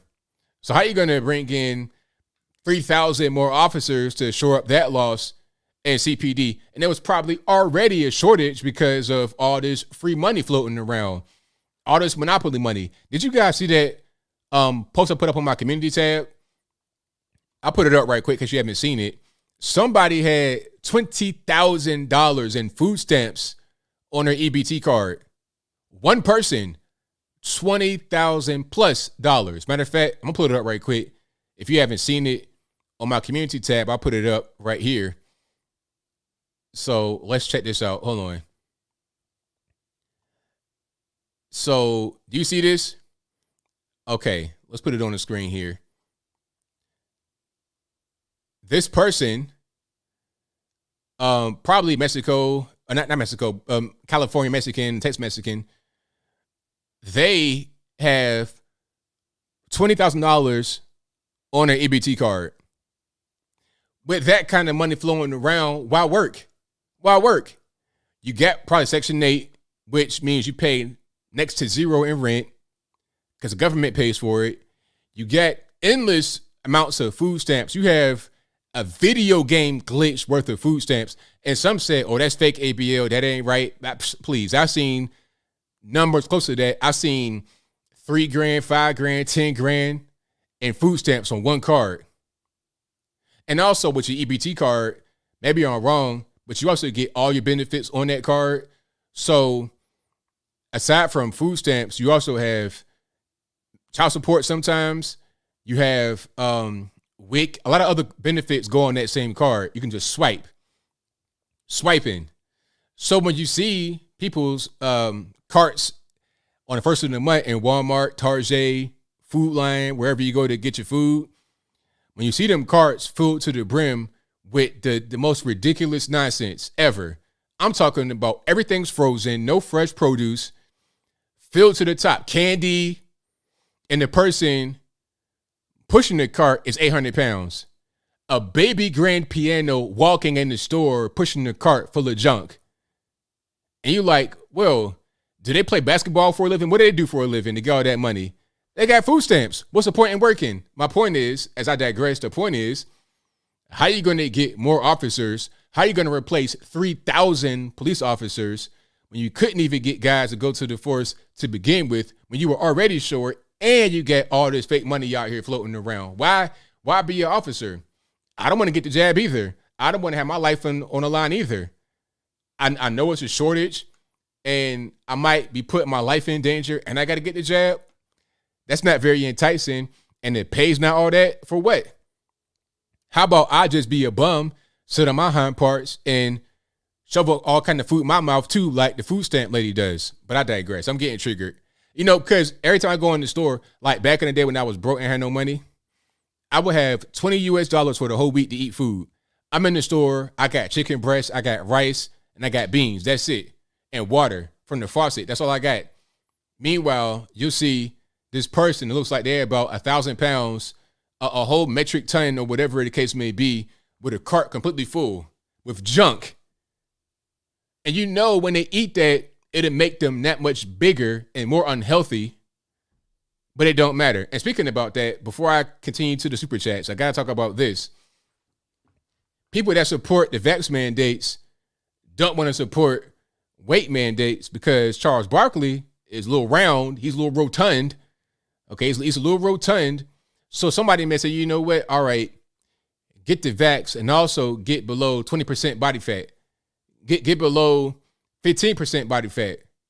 And if you don't, you will not be getting medical treatment because you're overweight, you're obese, and most people who are in the hospital with this virus are overweight or obese.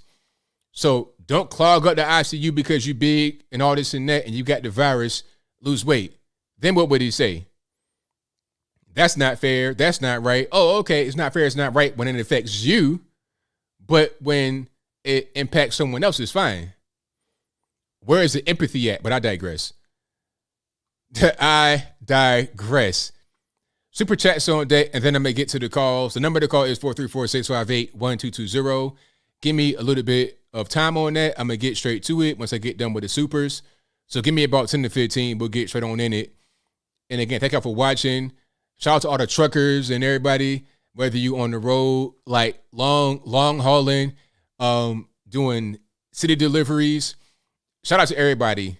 The longshoremen, short shoremen, railroad guys, the merchant seamen, military, police, fire, whatever you do, shout out to you. All right, let's get to Monkey Wrench Studio says ABL's the GOAT. Thank you. Monkey Wrench Studios also says from Ontario, Canada, let's go Brandon. That's right. Apu says Canada feds ban government workers saying let's go Biden or let's go Brandon.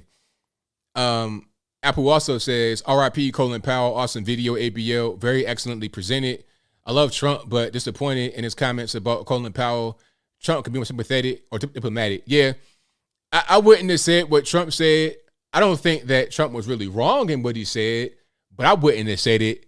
That's insensitive. I mean, the man just died. I wouldn't have said that. That was, Trump can't go too far, but he didn't lie. But I wouldn't have said it like that because that was not the right time to do that. He just died. I mean, come on. Like, let's use our brain a little bit here. Thank you to the anti-view who says, how long until our private messages and text messages are used against us? It already happens depending upon what's going on, depending upon the situation. I've seen guys get hemmed up in court like that. Matter of fact, I've seen guys go to jail over Instagram DMs. That's happening right now.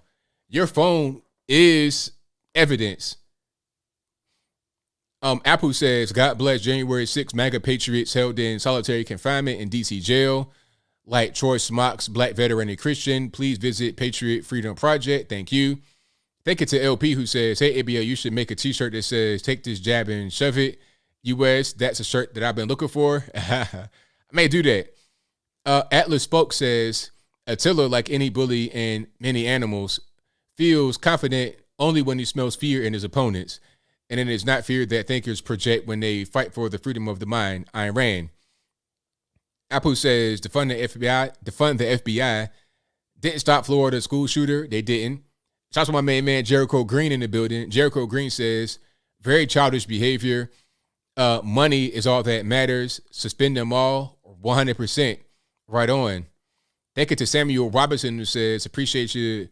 I can't read that. Appreciate you, Black. And on Elemental P. Apple says, ABL, do you dance at wedding receptions? Why not? I'm no dancer. I got 2 left feet. Dancing for me ain't nothing but a trip and fall fest. That ain't the wave. I do my little, that's it. That's all I'm gonna ever do. No dancing. Caius Posthumous Turnius says Obama is on the board. Curious what he has to say. We speaking about Netflix. Oh, he getting that Pfizer money. He getting that big money too.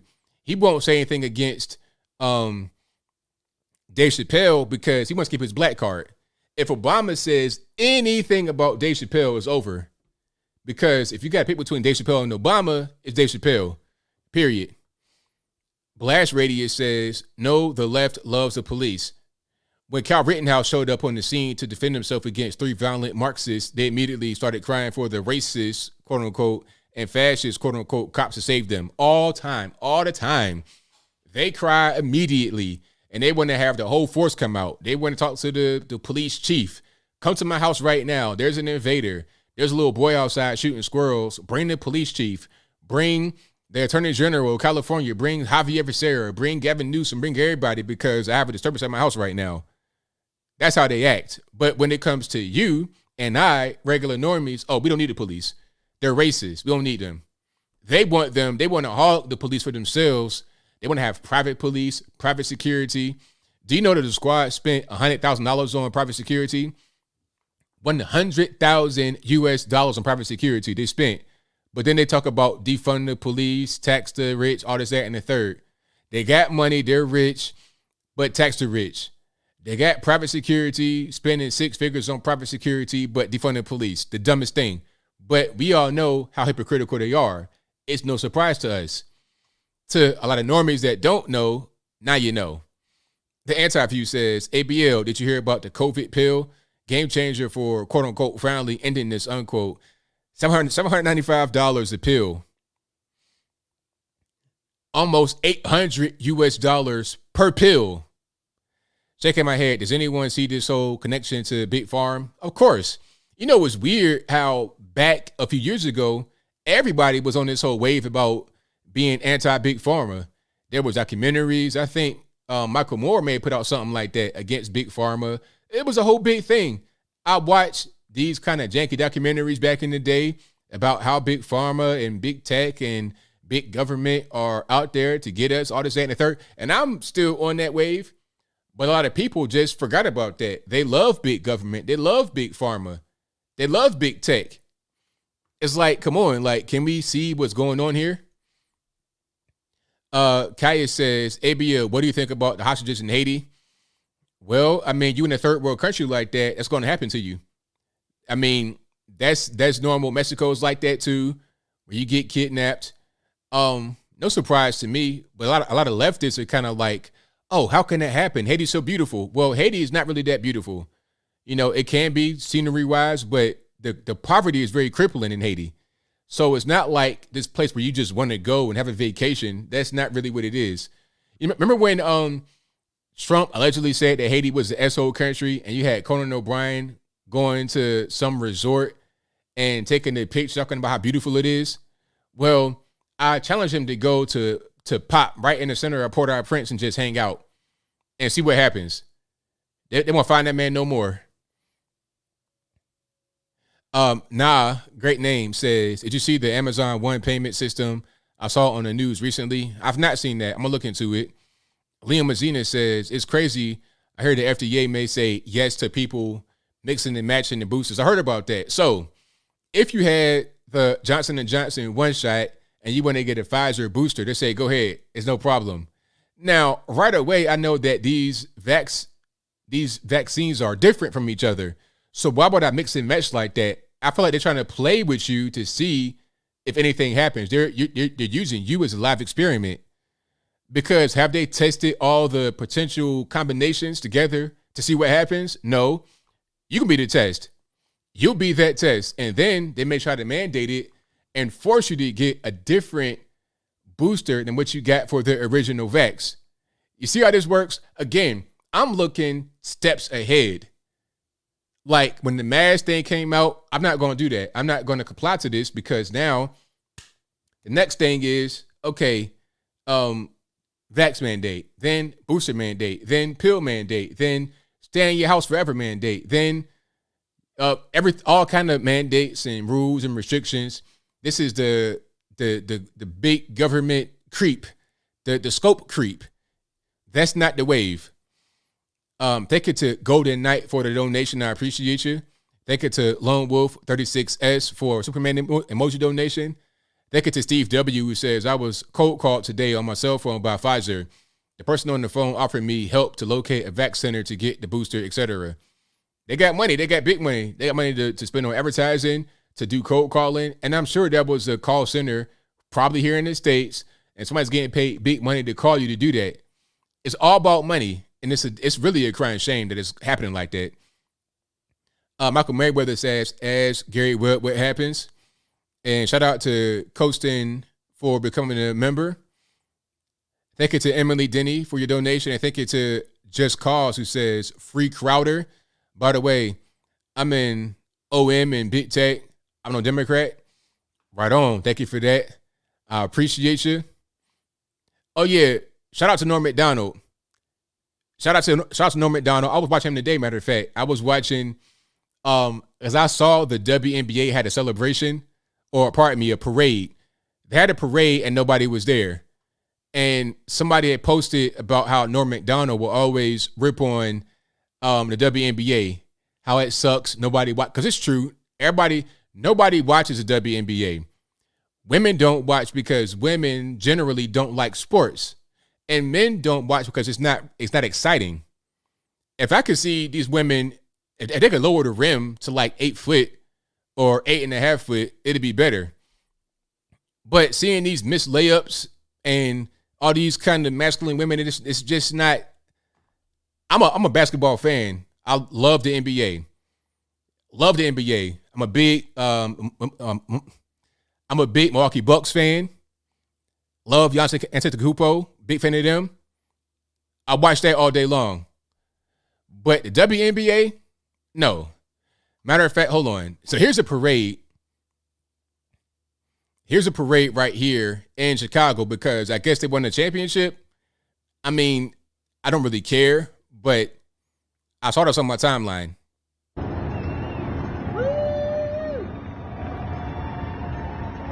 There's literally like nobody out there.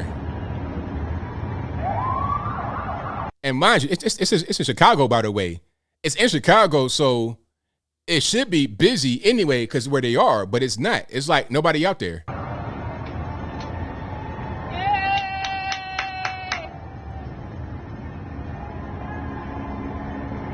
So you have these buses with, I guess, the players and the staff on it. You have more people on the buses than you have out on the street. There's like nobody out there at all.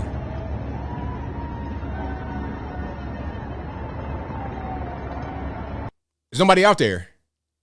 Now, there were some pictures that came out of a crowded place at Millennium Park, and you had the WNBA out there, and they were talking or whatever. It was crowded. It was packed. I'm like, oh, okay, nice little crowd. But then I saw that you had Chance the Rapper, who was like the headliner. So what you had basically in that situation where it was a big crowd was a bunch of A-list celebrities that came out. Anyway, like it was going to be a crowd for the celebrities, not the WNBA. The WNBA in that instance were just there with the crowd. They weren't the attraction because there was nobody out there at the parade. So Norm Macdonald would make jokes about the WNBA, which are true. And RIP to my man Norm Macdonald for, you know, he was a good guy, good comedian, really funny. But I digress. Let's get to the calls. The number to call is 434-658-1220. Again, 434-658-1220. Did I get everybody? Hold on. I got a few more here. Then I'm going to get to the calls. Jerry J says, what would you do if cops force you to take the vax by force in the future? Well, I'm not going to answer that question. It ain't going to happen. Kaya says, do you think the Chinese missile was our tech? Nah, we don't have that tech. That's their tech. They got that.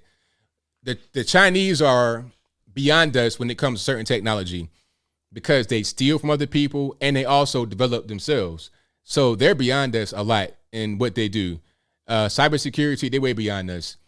They're way beyond us. And TikTok, in my humble opinion, I think they're trying to influence us using that app as well. That's why Trump was trying to ban it. Hopefully I hope he would have been able to do it, but he wasn't. But they use these apps to influence us, and their technology is very advanced, more than what we can really see right now, in my humble opinion. They got a lot of technology that has not really come out to the public.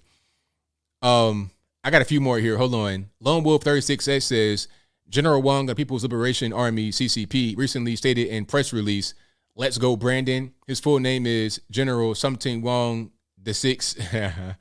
Matthew says, seeing those cars behind those WNBA buses make me think they're holding up traffic as usual for a leftist parade. Thumbs down. Who are they waving to? Nobody. Just pretending, imaginary friends. But anyway, okay.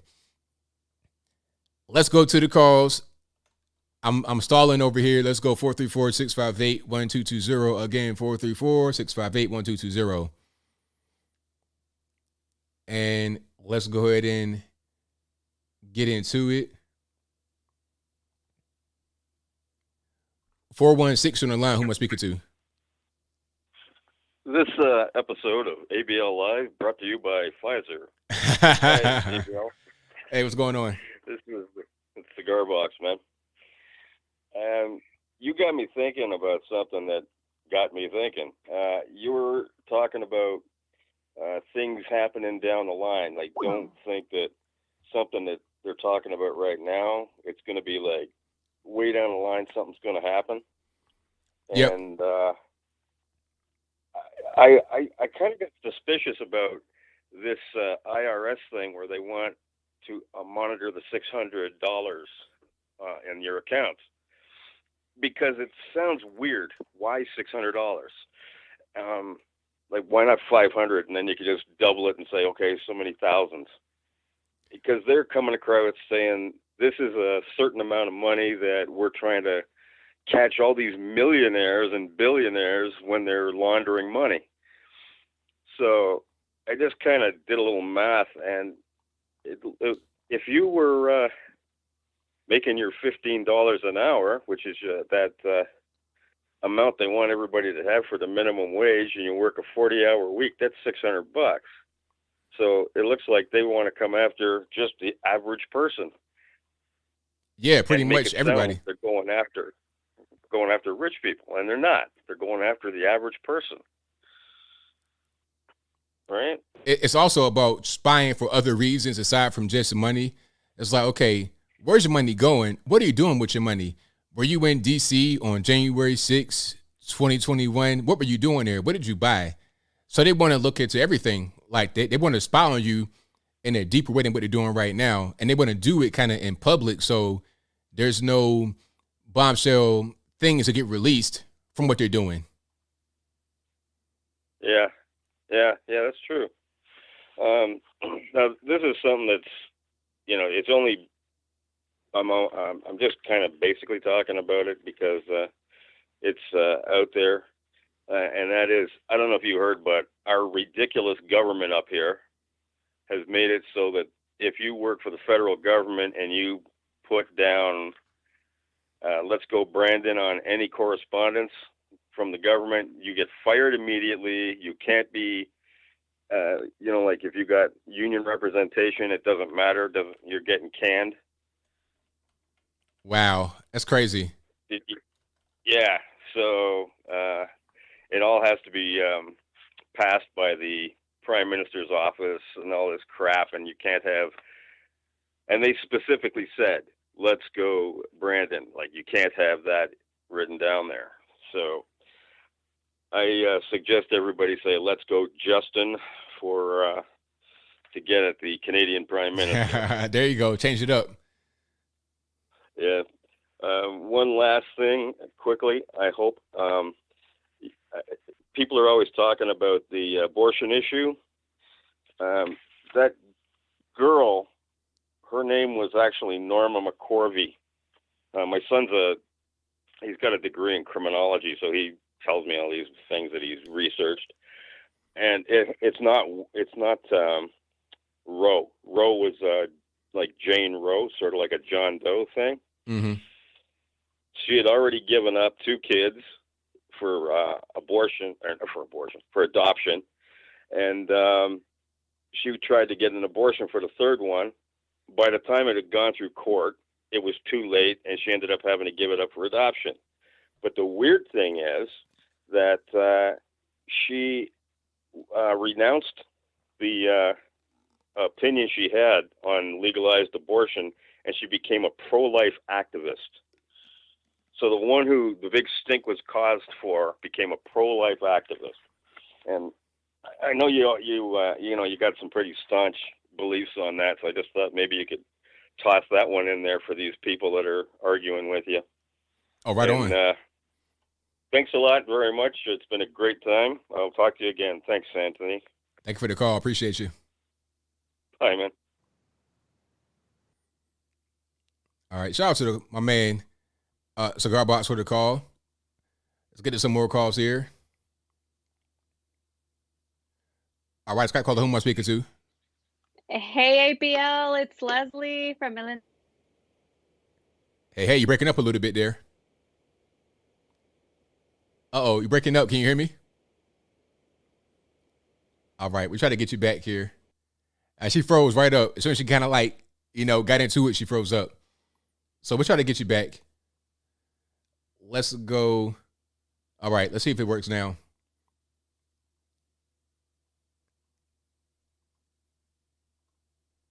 All right, it's not even answering. Hold on, let me just restart my Skype right quick.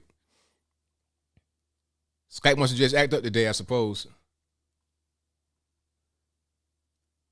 All right, one more time. I tell you, Skype messing up. Hey, it's not my fault. Blame the white man for that. I didn't create Skype. It's not my fault. All right, let's go to a few more here. The number to call, 434-658-1220. And we'll get straight into it. All righty, can you hear me? Yes, I can hear you, ABL. All right, she froze up again. I don't know what happened. She froze up again. I'm sorry.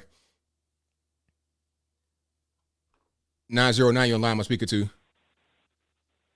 Hello? Yes, can you hear me? Yes, how you doing, ABL?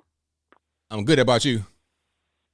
I'm good. I'm just a young conservative, and I wanted to ask your opinion on the Chinese hypersonic missile, because I feel like this is something that has not been talked about.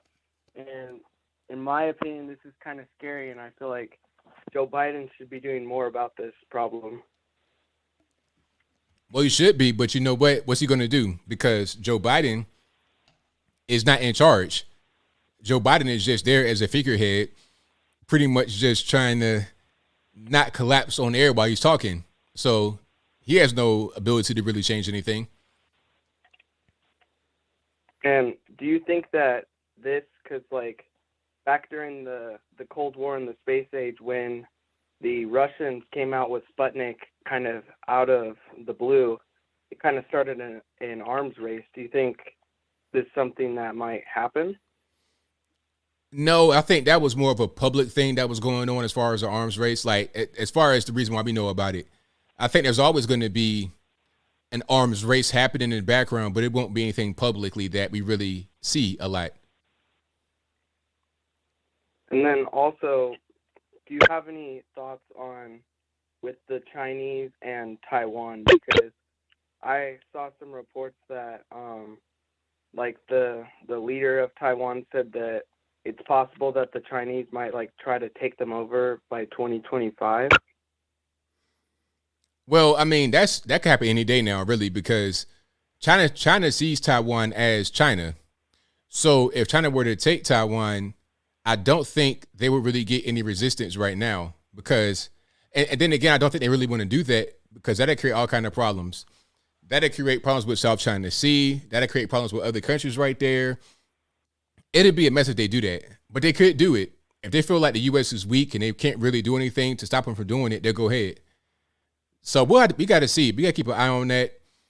But I think the whole thing about Taiwan is not even about just that island. It's about South China Sea, because all the goods that flow through there, all the resources that are right there in the water, and the islands off the water, all the food that's right there as far as like fish and whatnot, is really important economically. So I think that's the main thing, just trying to claim that area for their own. But we'll see how that goes in the future. All right. Thank you. Have a great day. Thank you for the call. Appreciate it.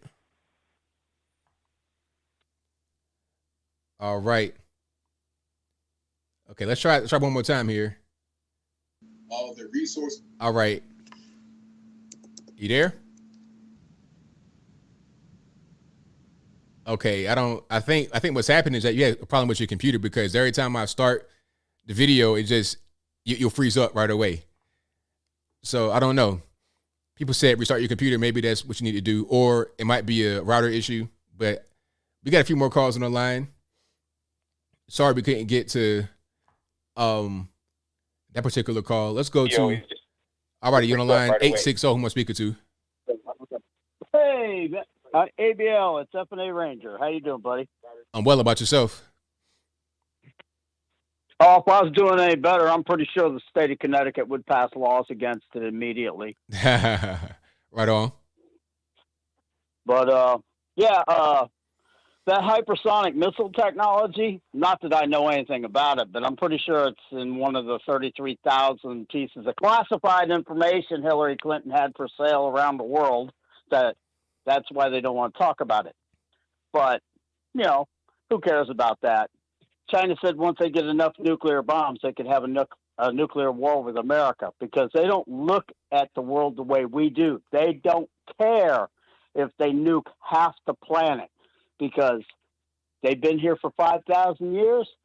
They plan on being here for 5,000 more. They don't understand radiation. They just don't get it. Unless you've actually been to China and Taiwan, you're never going to. I was asked once, why do you call them brain dead liberals? I said, because they think everybody around the world thinks exactly like they do, and that's wrong. They don't think that way. They think totally opposite. Oh, God, it's just. But getting to the COVID thing, not that I know anything, but I do know this.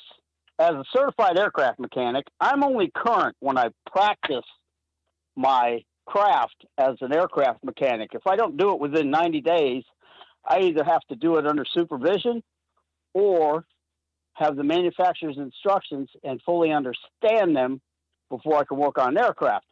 Dr. Fauci may have a piece of paper that says he's a doctor, but he's never practiced anything except for bureaucracy. He's never seen a patient.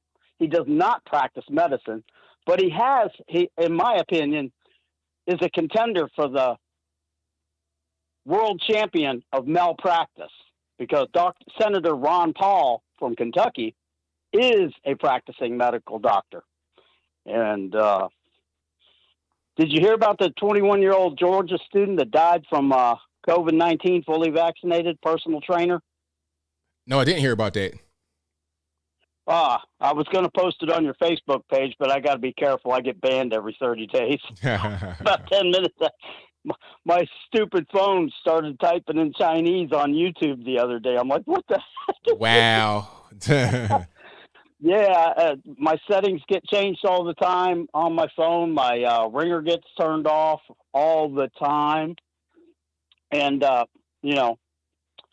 so I got to watch what I say, because my first job was as a radio teletype operator in a general's headquarters that was in charge of 3 countries worth of nuclear missiles pointed at the Soviet Union.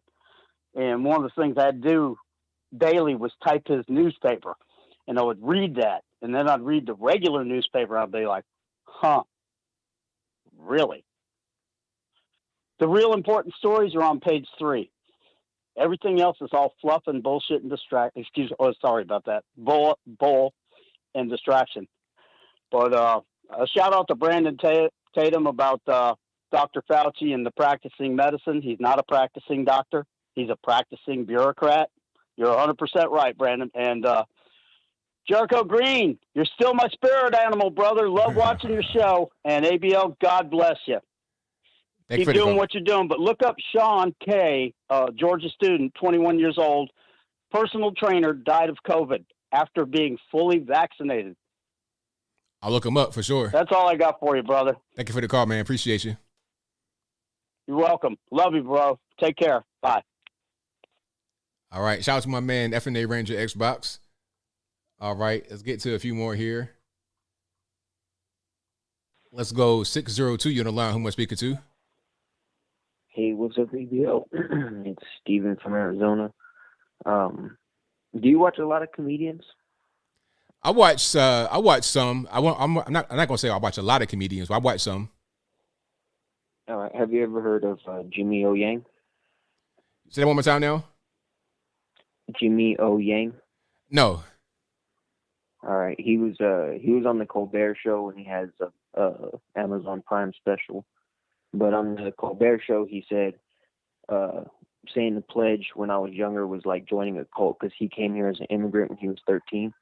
And Colbert was looking at him, he's all, little bit. But I was like, he wouldn't be able to be where he is if he stayed in China. Because he says in the interview, there's no stand-up in China, because their way of life is different over there. So he was just like, it's weird to hear people talk. Why do you think people even talk like that? Even though they know it's the best here. It's weird. People just, they kind of, they get spoiled.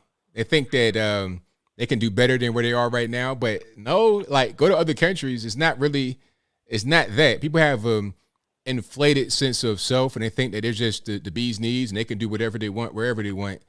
It's not right. It's not right. The case. Yeah, because I was listening to another comedian I'm kind of a movie buff and a comedian buff because that kind of takes me out of everything, but it always brings me back. Joe Rogan and other people, but there's a guy named Felipe Esparza, and his jokes are kind of back and forth, left and right, you know. But he's on the Joe Rogan podcast, and they're looking at the border wall, like right around when Trump came. And Joe Rogan's like, isn't that a weird idea, making a wall to keep certain people out of the clean area? And immediately in my head, I've been to gated communities a couple miles away from my own home, you know, and they got more money than me, but I'm not no rat to them, I'm sure, but they need protection. So I was just like, why even think about it like that? Why? Because Trump had the perfect solution.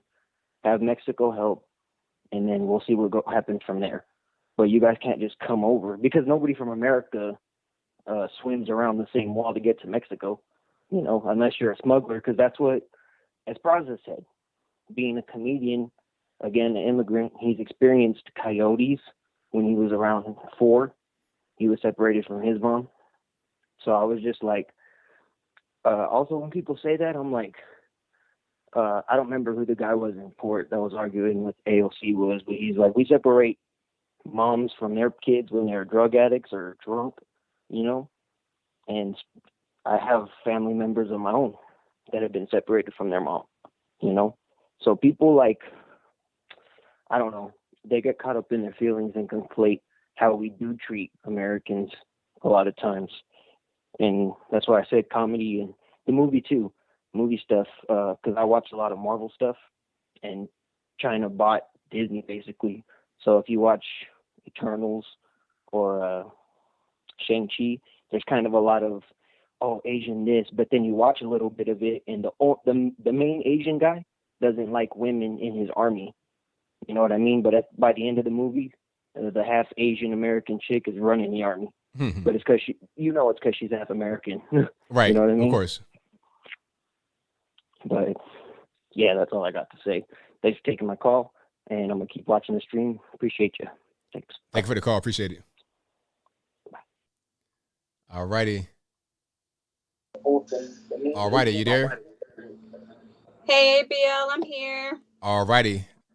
Oh my God, it worked. I had to do it on my iPad. I don't know why my computer was acting up. I apologize. Oh, it's all good. It's all right. So we just wanted to say hi. I have the little patriot here. She's been waiting. Hey, now. I actually wanted to touch a few, the number one subject in regards to what's going on in Illinois. So with Lori Lightfoot, so what she's trying to do is actually further the disciplinary action towards the police officers that are not going to comply with COVID, the COVID vaccine. And now, oops, sorry about that. Let me get that off. And from what I heard was that because there was an article that just came out, and shout out to the FOP, by the way. I did send you the where is it at? That photo of him. His name is, one second, because I got to pull it out. Oh my gosh, where is it at? He's actually running for mayor. He just announced it. Oh, you're talking about the president of the FOP? Yeah, John Catanzara. He's running for mayor. He just announced it. Like, no lie. Like, I think it was like Sunday. Ah, okay. Okay. Yeah. So from what I heard was that Lori Lightfoot put she took him to court. That's the whole thing. And he was only able to talk about, what's going on in regards to the officers, pretty much standing their ground. So the last day for him to talk was just this Sunday that passed. So now he's not posting anything. And in regards to that, anybody that's from Illinois or anybody that just wants, basic update, or for you, ABL, there's a good page that I follow. I get all my information from in regards to what's going on in Illinois. It's called freedom_Illinois. And that is, of course, that's for the whole state here. So he's running for mayor now. That's the news. He's not speaking up anymore in regards to what's going on. But from what I heard, because there's another article that just came out, it says Kane and Kendall sheriffs decline requests to aid Chicago police. So what she's trying to do, Lori Lightfoot, is pretty much suspend her officers or fire them altogether. And pretty much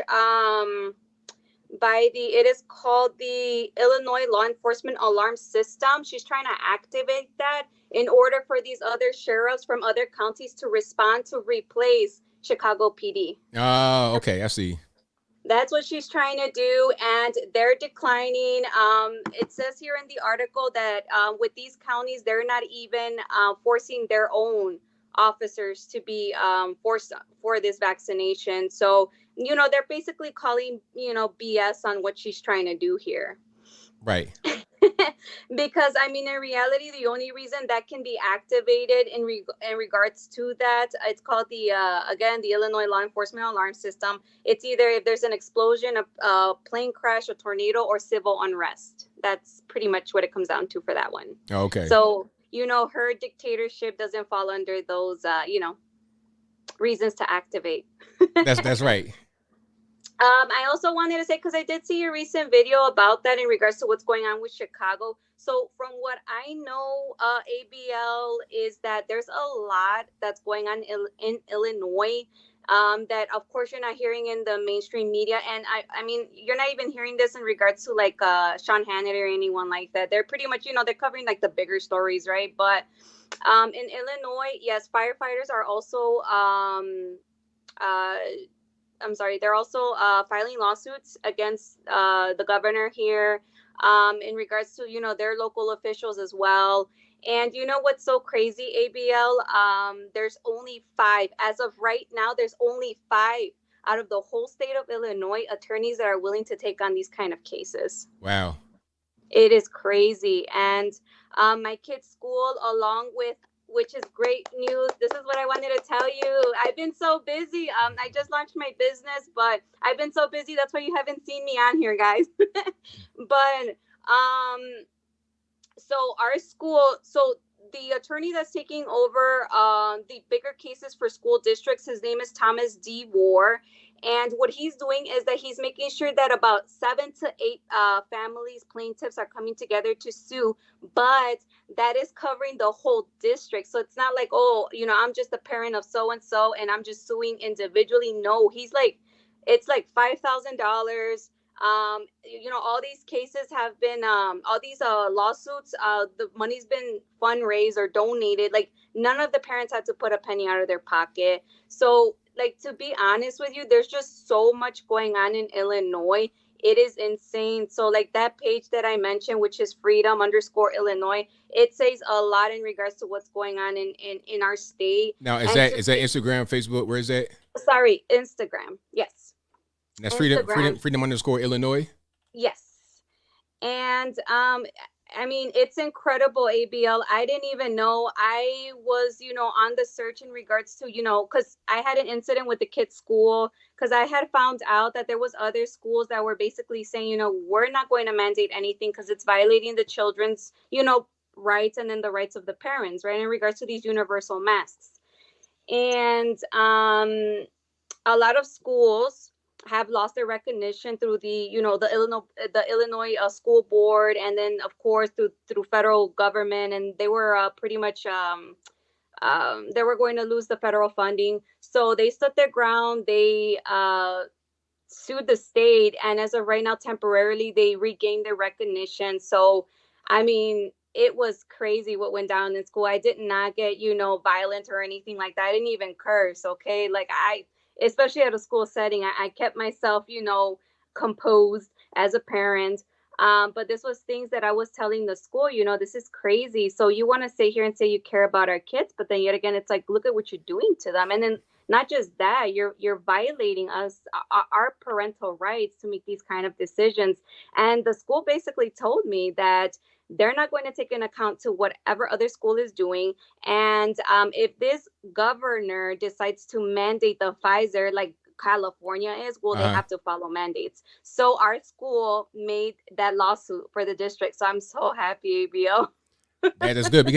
You need traction going. We need things to be going, because we can't continue living this way, and I hope that this whole thing spreads across the nation. But I got a lot more calls on the line, so thank you for the call. Definitely appreciate you. Of course. Take care, ABL. Bye, guys. All right, now. Bye. Aren't you gonna show the book? All right. So shout out to them.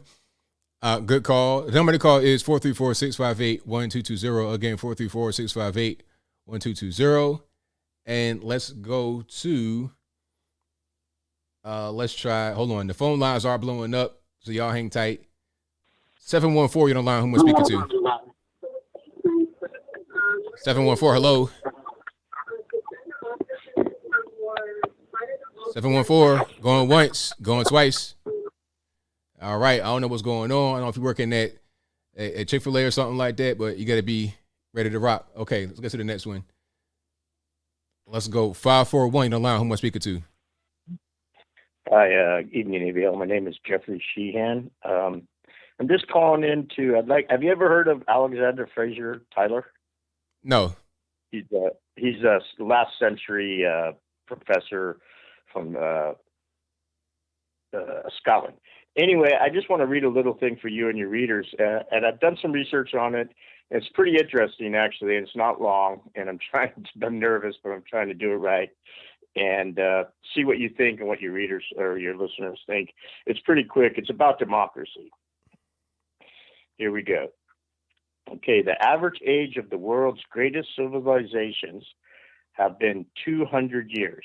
These nations have progressed through the following sequences: from bondage to spiritual faith, from spiritual faith to great courage, from courage to liberty, from liberty to abundance, from abundance to selfishness, from selfishness to complacency, from complacency to apathy, from apathy to dependency, from dependency back to bondage. And I've done the research on it, and they can't really say he's the one who said it, but I thought it was very interesting. And there's other ones to it, but I just wanted to share that and see what you thought about it. And thank you for taking the call. Thank you for the call. Definitely appreciate you. Okay, thanks. Bye.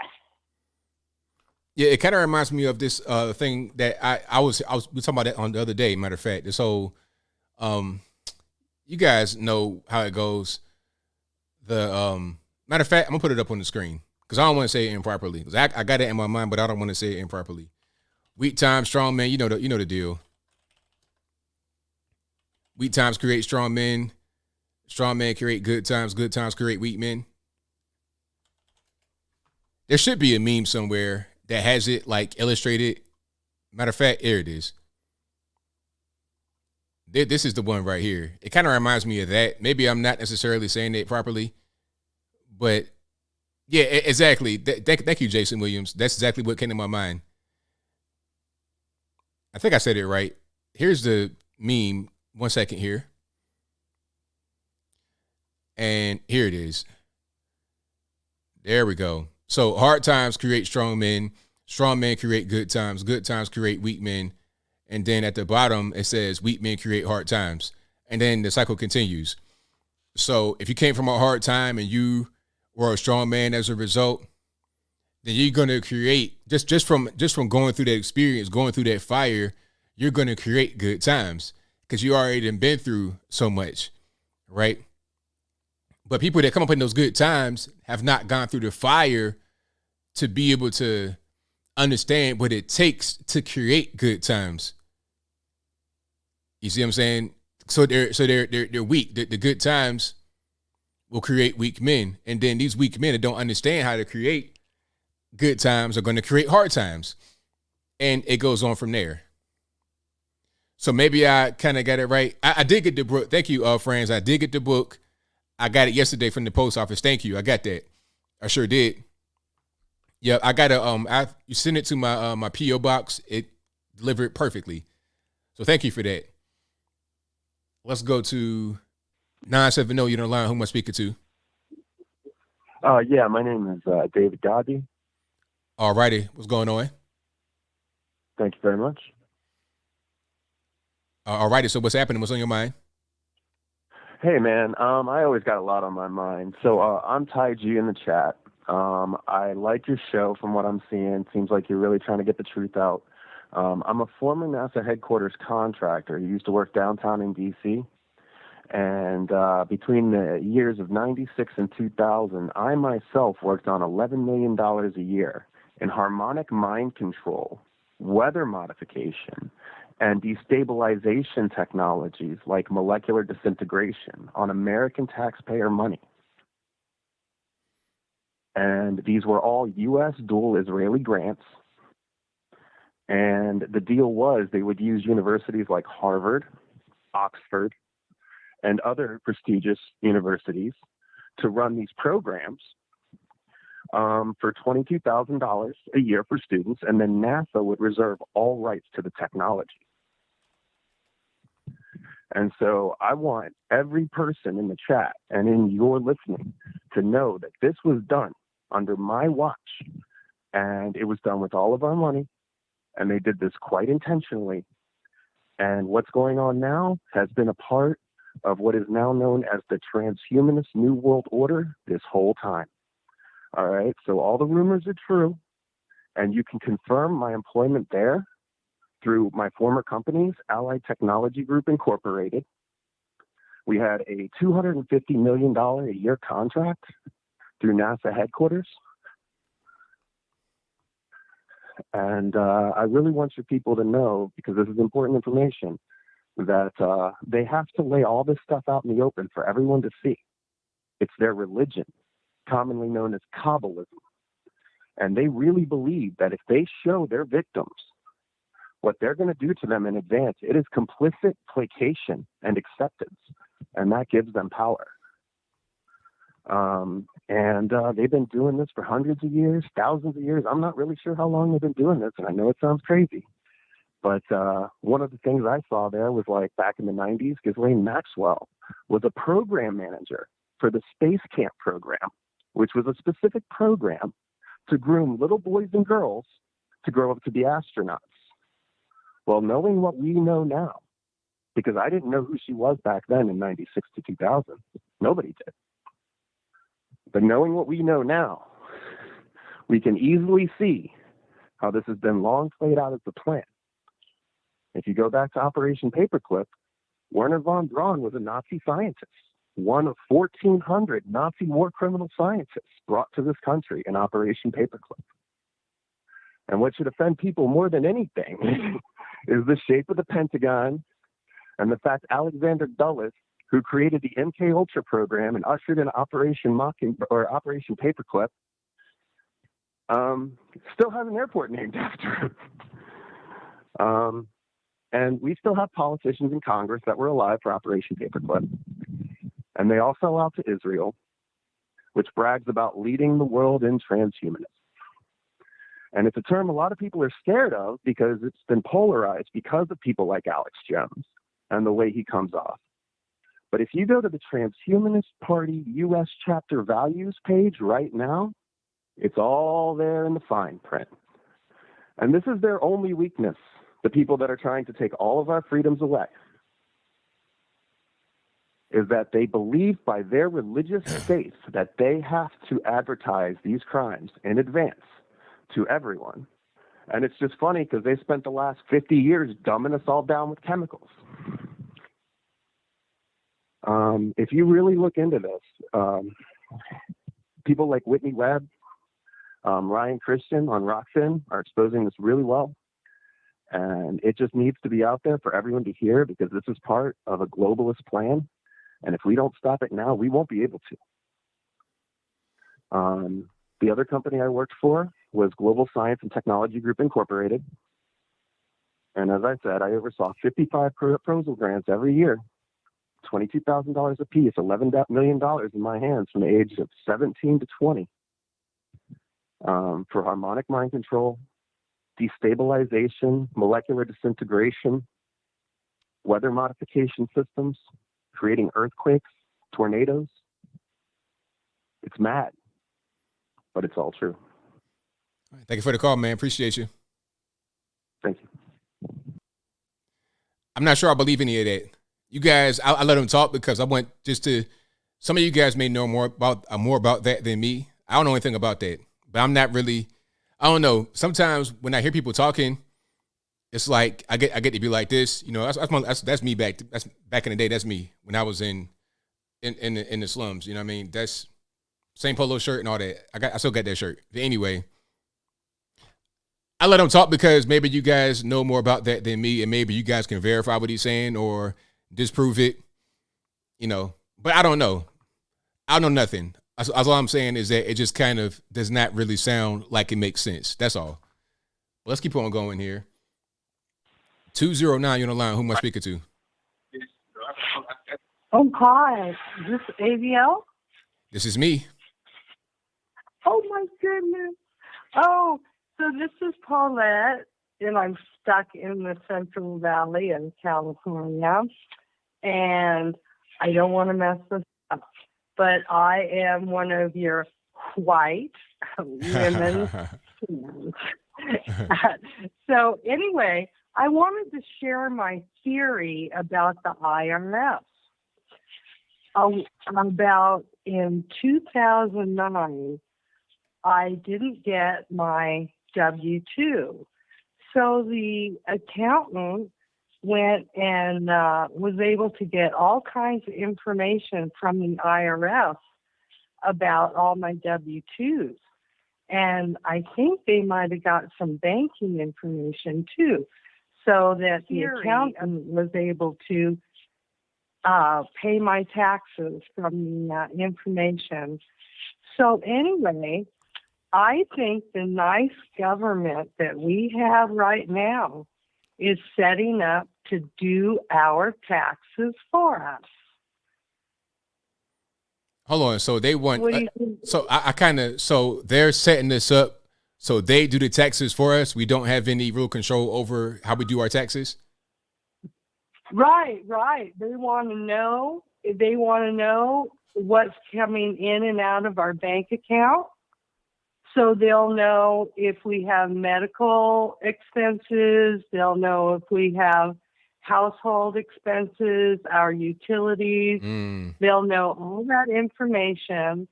And so eventually they're setting this up that, we'll just do your taxes for you. What do you think of that? I think that might be what they try to do in the future. And they may have some kind of programs, some kind of automation to where they run all your finances through a program, and then they give you what it's going to be, whether you get a standard deduction, whether you can itemize expenses, whatever the case may be, and they'll send it to you that way. Because the way it is right now, what they're not talking about is the lack of staffing at the IRS. You try to call the IRS for anything right now, they're not answering. You try to call the IRS right now, see if you get anybody on the phone. They'll say there's nobody available, goodbye, and they'll hang up on you. You cannot get through to a person at all. So rather than trying to actually, hire people, human beings, they'll try to automate it, and they'll do it for you to take choice away from you, and also to take jobs away from human beings. Yeah, I see that coming in the future, and it's a scary thought. It is. It really is. Okay, that's it for me. I really love listening to you. I've been listening to you since before Trump became president. Well, I thank you for that. It really means a lot to me that you've been here for a while and, supporting the whole time. So thank you for that. It really means a lot to me. Okay, bye-bye. All right, now, take care. All right, shout out to the caller, great caller. Somebody said, I caught this comment because I see it at the corner of my eye. Somebody says, ABL says everything is about money, and if the conversation goes beyond that, then he's out.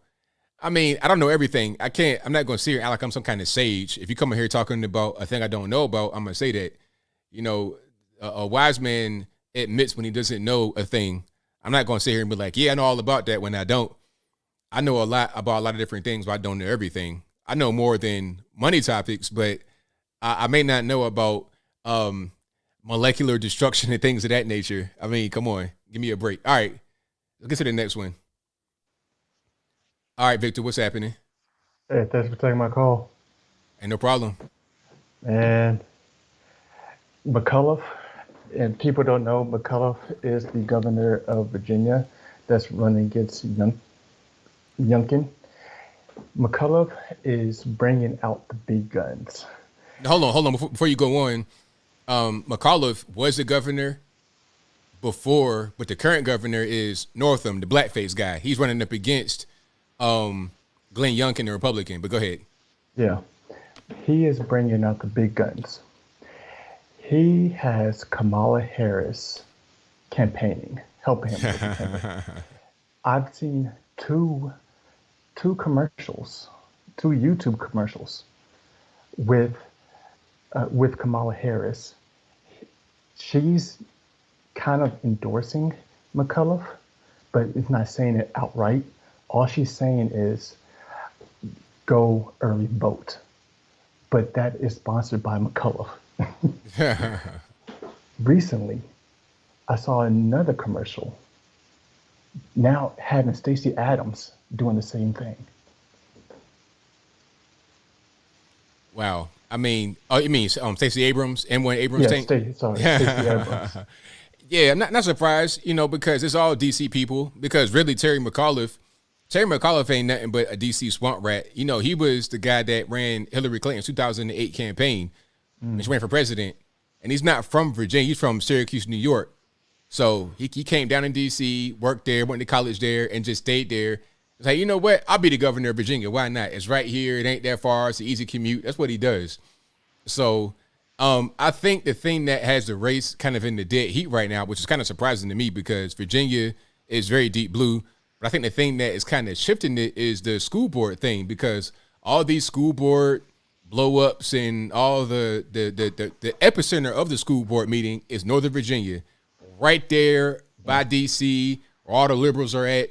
So a lot of people are like, we can't have this in Virginia with these teachers talking about some really inappropriate things to our children. We can't have this. We can't have kids getting assaulted by a so-called transgender boy. We can't have that. So that's kind of shifting the scales in a different direction. And it's funny because I saw Terry McAuliffe trying to backtrack his statement when he said, oh, you shouldn't worry about what your kids learn in school. Don't worry about that. The teachers got it. He's trying to backtrack, talking about, oh, no, I was talking about certain things. Not everything. Is like, okay, you know that you got to backtrack because you messed up and you losing, or you might mess around and lose. But them big guns ain't going to help at all, in my opinion. Yeah, especially when you have the Black Caucus in Hampton, Virginia, backing up Youngkin. Oh, yeah. Yeah, that's big. That's really big. And Hampton especially, that's very big. Yeah. And I actually saw the governor debate against McCullough and Youngkin. I felt that Youngkin didn't have to say anything. It's just McCullough talking his way into a loss in that debate. That's right. The main thing is that he kept talking about Trump. I was like, okay, who are you debating? Are you debating Youngkin or are you debating Trump? Exactly. Youngkin even called him out on it, saying that in Vegas they have a number that you could bet on, like how many times are you going to talk about Trump? That's the main thing he has on Youngkin. And it's kind of funny how you mentioned the commercial in Florida that tried to make the governor there to look bad, but actually promoted him. Yeah. Yeah. It's the same thing with the commercials here. They said that, oh, he's trying to be like Trump. Okay, what's wrong with that? People are already regretting voting against Biden. Big time. He's trying to take away Planned Parenthood. Okay. Okay. What else? Yeah. But however, the biggest thing is he says he's going to raise the minimum wage to $15 an hour. That right there was the whipped cream on top for me. Let's say hypothetically you do have the $15 per hour. Maybe Northern Virginia can handle it because how expensive it is up here. However, what about the western part of Virginia and southern Virginia? I think it was under him where Bristol, Virginia went into bankruptcy. Petersburg, Virginia almost went. And you know what? The thing about Bristol is that it's a border town. You have Bristol, Tennessee and Bristol, Virginia. Bristol, Tennessee was totally fine. It didn't go into bankruptcy. But the Virginia part, it's like it's a city. It's only divided by a state line. So why is one side of the city bankrupt but the other side isn't? It's because of the policies on the other side of the border that do not exist in the Tennessee side. So yeah, you're trying to go and have these big city DC policies basically to impact basically West Virginia. That's what it is out there. Western Virginia. It's like West Virginia. It's not a lot of economy out there. It's rural, it's country, it's mountainous. It's way different than even Hampton Roads, which is different than DC. Yeah, exactly. So how do you think $15 per hour is going to affect the rest of the cities in Virginia? Right. They may go broke over that. Exactly. Yep. Yeah. The last thing I want to talk about is we had a seminar at my job that talked about CRT and racism. Through the whole seminar, he kept bringing up Marxism and the Marxist view on race and racism. I had to email him at the end after the seminar because I was unable to ask this question. I asked him about the Marxism view and nuclear family because you're talking about racism. At the same time, in his manifesto, Karl Marx wants to destroy the nuclear family because the nuclear family, it takes up property, takes up wealth, passes it on to the offspring, and creates economic inequality. That's from the manifesto. He emailed me back. I asked him, like, how can we do this when we have research that shows a nuclear family helps children and have children to become more successful. He emailed me back saying that, well, we should not have this traditional view of the nuclear family, which is cis male and a cis female. Really didn't answer my question. Just say that the family is fluid, and the Black feminists talked about how family is fluid. Yet, though, even when you have a same-sex family, it still represents that definition of nuclear family. Because with that same-sex couple that having children, they're still going to build wealth, take a property, pass it off to their offspring that they adopted or however got it. And it will still build that inequality that Marxists saw with the heterosexual nuclear family. In all, you want to say that family is fluid, but at the same time, Marx wanted to get rid of all nuclear family, even the same-sex nuclear family. Right, exactly. They don't understand. Yeah. I think it's just about, this whole sexism thing, but it's not even about that. It's about we want everyone basically to be equally suffering, and then the people at the top, the politicians, those that have friends in high places, they'll be the ones dominating everybody else. That's how it goes. Animal Farm. Exactly. Yeah, thanks for taking my call. Thanks for the call, man. Appreciate you. All right, bye. Yeah, that's a good point about that. The whole thing about nuclear family, they want to destroy that because they don't want to have, the two parents coming together and having strength in that system. Even in a homosexual situation, heterosexual situation, it's like it's all about trying to, and really, quite frankly, like go to some of these areas where they kind of like gentrifying. Like a prime example would be Atlanta, and some of these areas in the city where it's kind of worn down and they're rebuilding that up. A lot of times you'll see gay white couple in there be the first ones, and they may adopt or have, taking care of relatives, son or cousin or something like that. And it'll be a lot of money in that situation, a lot of money in that household. They don't want that. They want everyone to be equally suffering. They were talking about equal hurt. That's right, Dylan. In Squid Game, I was seeing some commentary about that from people, and they were talking about they want to crush. They want to not crush. Pardon me. They want to promote this idea of equality, how everybody's on the same page, and they talk about how capitalism is bad and everyone's unequal. But I was watching Yomi Park, and if you guys know what that is, you got to figure out, you got to watch her on Joe Rogan. Yomi Park, she was a North Korean defector in real life, and she did a reaction to Squid Game, and she was saying how inequality does not mean poverty. Just because you have inequality in society does not mean that there's automatically poverty necessarily. You know, I'm not equal to Bill Gates, but I'm not living in poverty. But in North Korea, everybody's in poverty unless you Kim Jong-un and his family. And until you die because you do something wrong when he kills you and his family. But everybody else, the majority of people, unless you're in a political establishment or you got friends there, you're going to be trying to scrape on the ground, trying to find bugs to eat. That's kind of what's going on. Either you poor, real poor, or real rich. That's a communist type society for you. There is inequality, but there's less of it, and the inequality that you do have is kind of manufactured by the government. But anyway, I digress. 706 on the line, who am I speaking to? Oh, man, I got through. ABL, what's up, man? Ain't too much, man. What's going on? All right, man. I want to touch on a couple things real quick. I think this will be a good conversation piece for the show and you. I want to talk about the war on the American worker.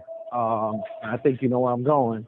Okay. The war on the American worker is currently being waged through intimidation and frustration. All right. I'm gonna touch on the intimidation part, and it's pretty obvious with this whole jab nonsense because everybody is taking it. You know, they made their own decision, and that's their own decision.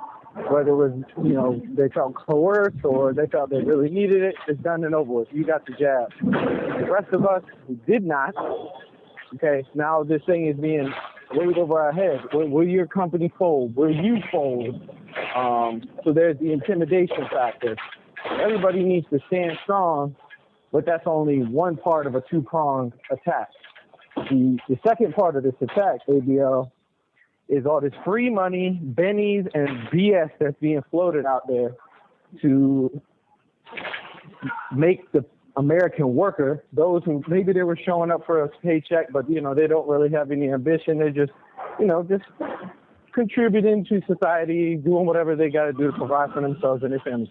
There's nothing wrong with that. There's nothing wrong with that. You know, if that's what your goals are, your ambitions, fine.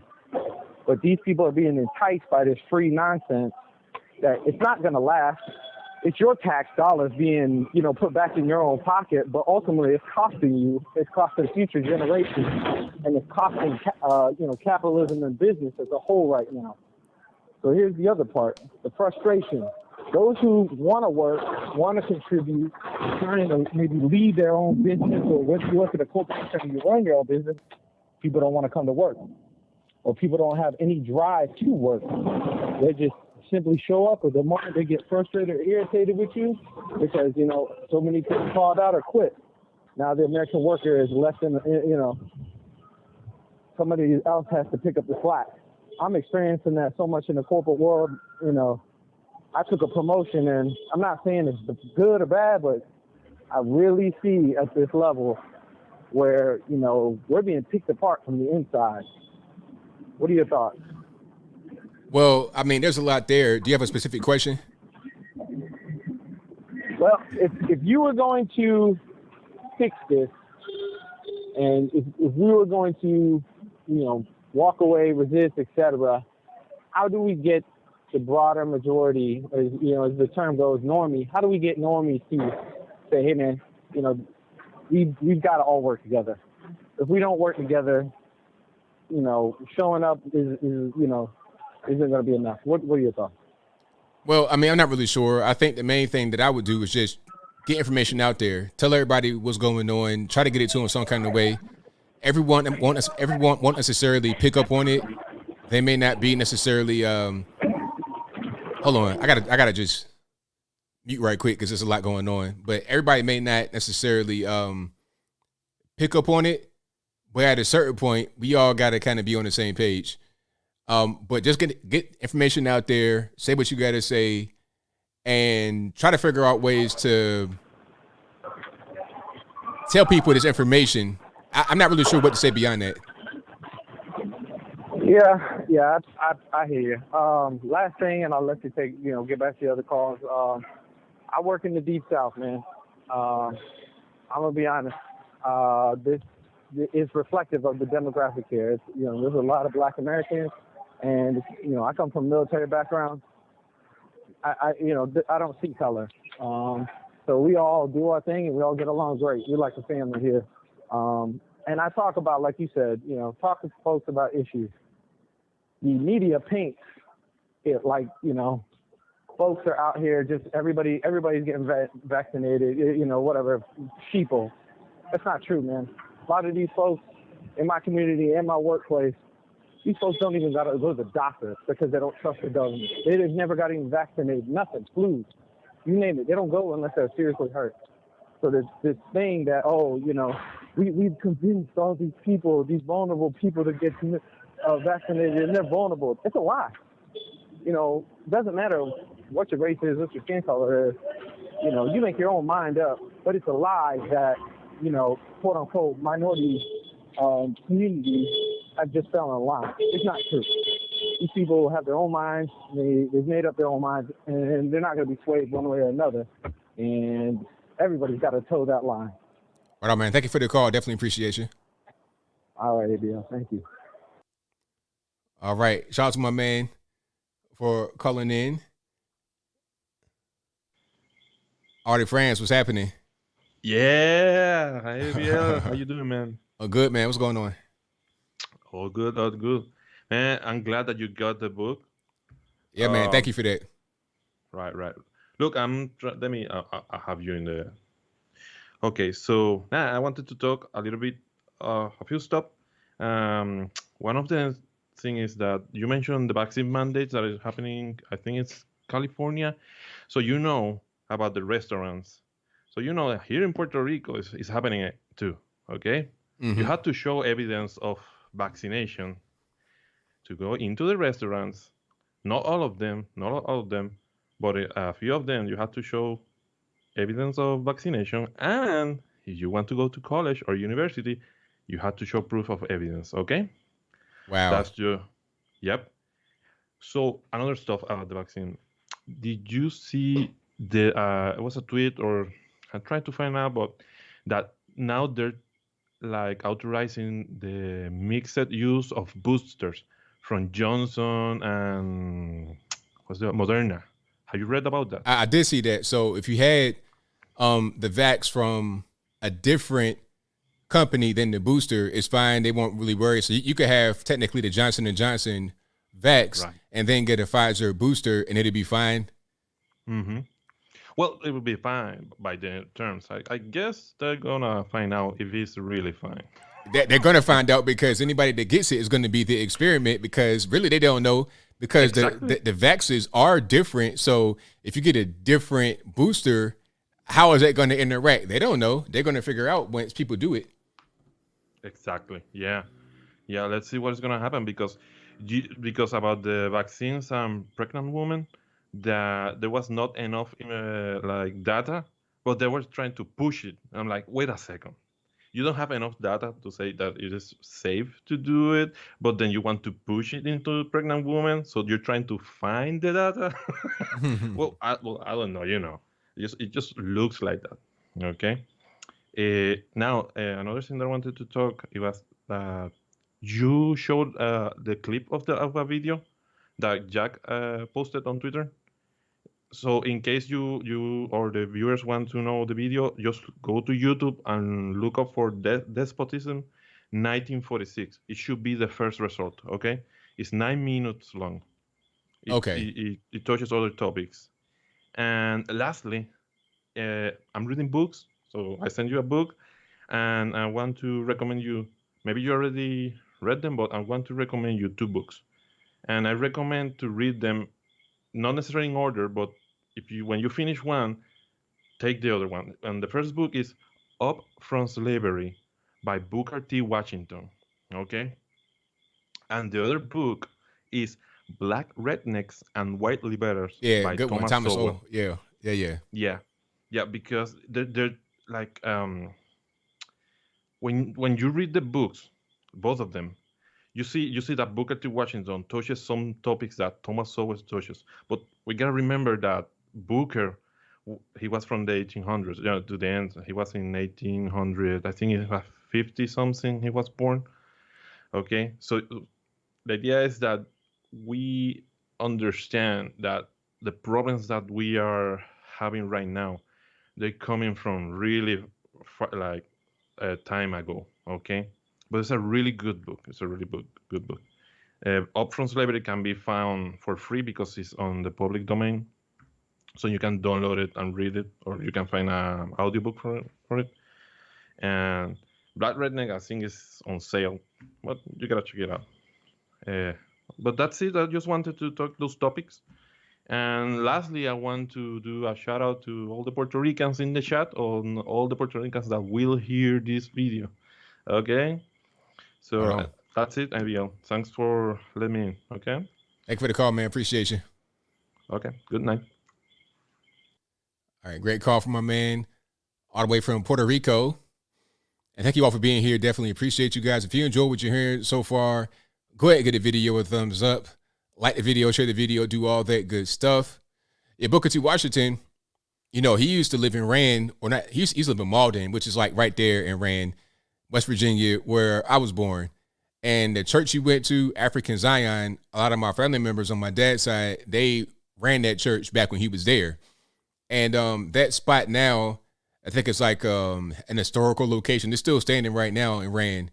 Right off the exit, you go to your right. If you're coming from town, go off the exit, go to your right. It's right there. Right there when you're about to go to Malden on a little fort. You can go to Malden or you go to Rand.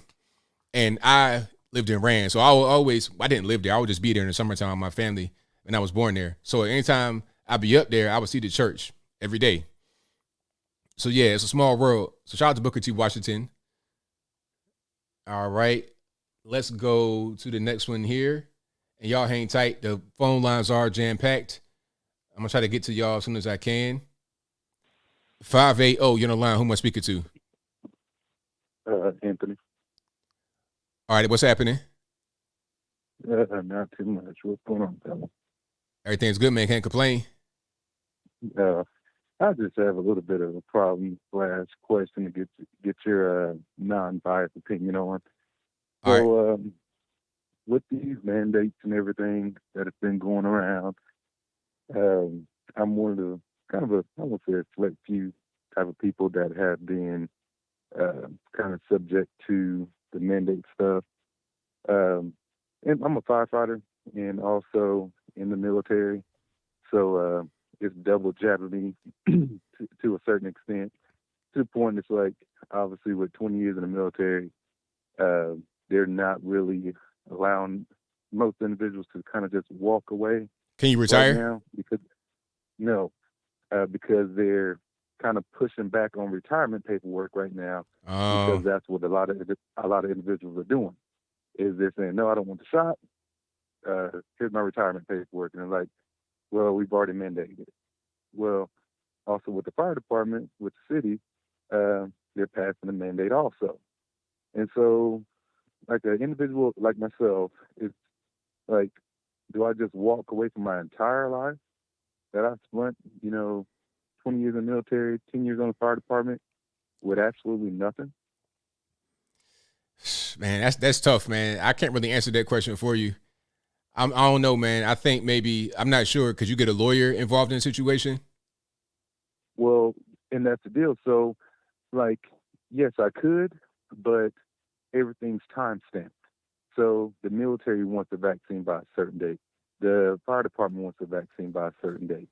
And so with the mandates, pretty much there's no time for these things, in which, I've actually reached out to my commander and stuff, and they're like, well, what exemption are you applying for? And I'm like, I don't plan on doing an exemption. Well, you have to have an exemption. Are you going to do religious or medical? And it's not medical because, I'm not filing for a medical exemption. There's nothing else wrong with me. I'm not filing for a religious exemption. It's just I don't want the vaccine. Well, and I'm sure. Let's pause for a minute though, because let's just think clearly here. Okay, why not file for religious, even if you're not religious? The thing is, I understand you appear to be a man of conviction. You're an honest person. I get it. But at the same time, you got 20 years in the military. 10 years in fire. I know how I did. My dad was in the military and he did fire, so I already know what it is. You want to be able to retire, get your pension. I got it.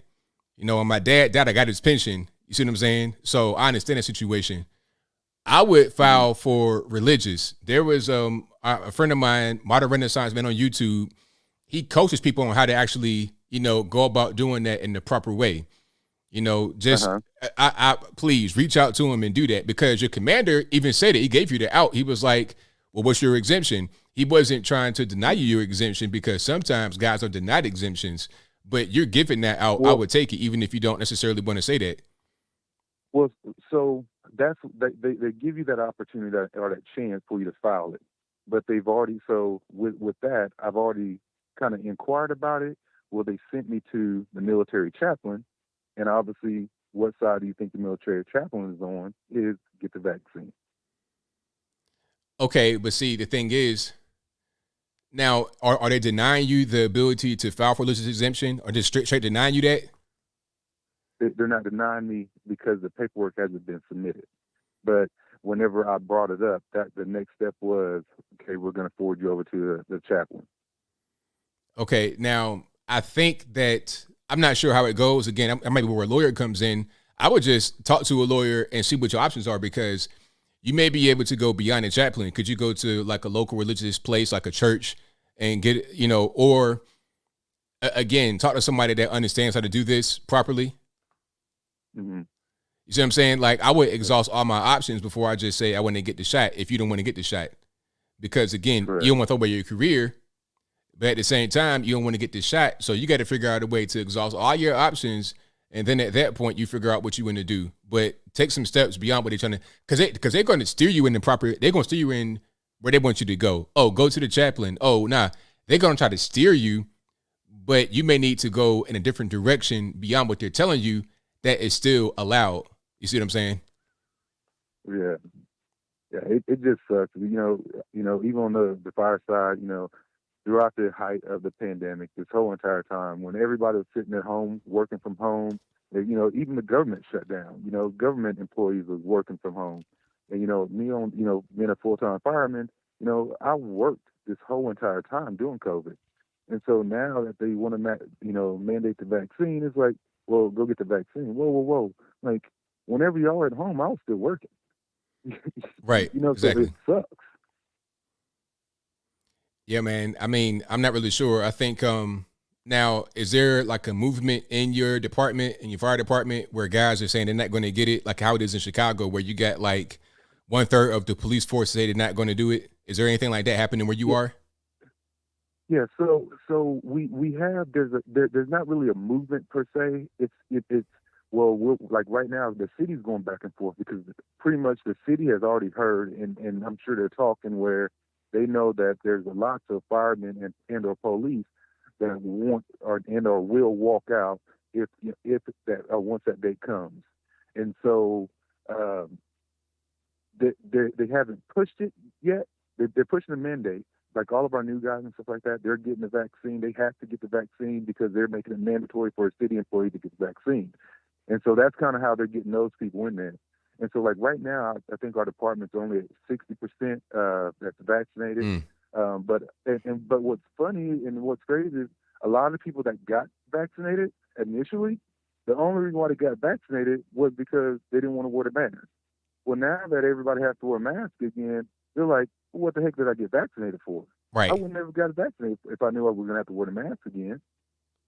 Exactly. So you have people upset on both sides in different places and different parts of this vaccine stuff.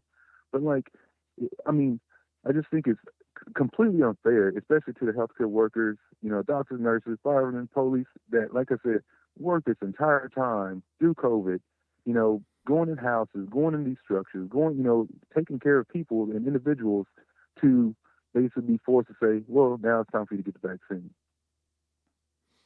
Yeah, I agree with you 100%, man. So hopefully everything works out. I would say, you know, talk to a lawyer and see what your options are, because the military, they're going to tell you what they want you to know. Same thing with your fire department. So holler at them and see what options may exist. And also, Modern Renaissance Man, a.k.a. Ty Smith on YouTube, reach out to him. He may be able to help you. just exhaust your options and then, see what's next, man. Hopefully everything works out perfectly for you. Okay, thank you, ABL. No problem.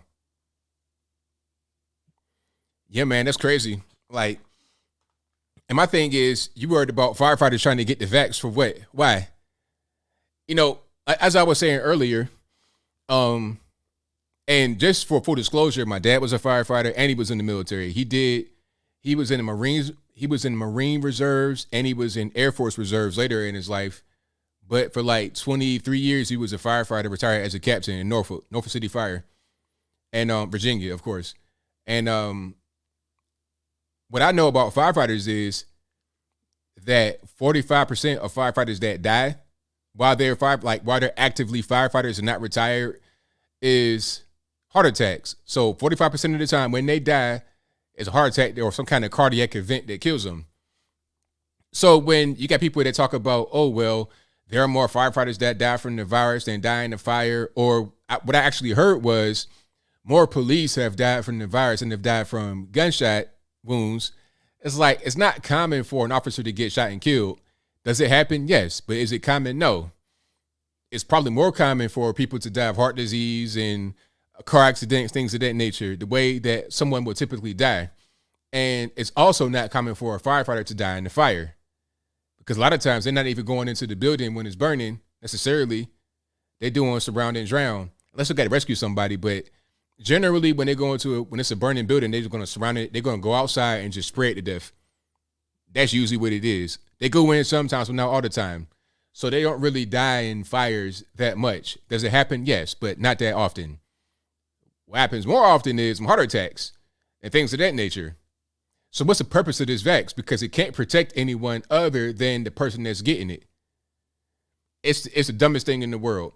And as he was saying, all throughout the virus, he worked without he worked without the vax. But now he's got to get the vax for what? For what purpose? It's stupid. Have you seen firefighter gear? They got face shields, this big crazy suit. It's super hot. You wearing that suit in the summertime, it's 100 degrees. What are we talking about? Anyway, I digress.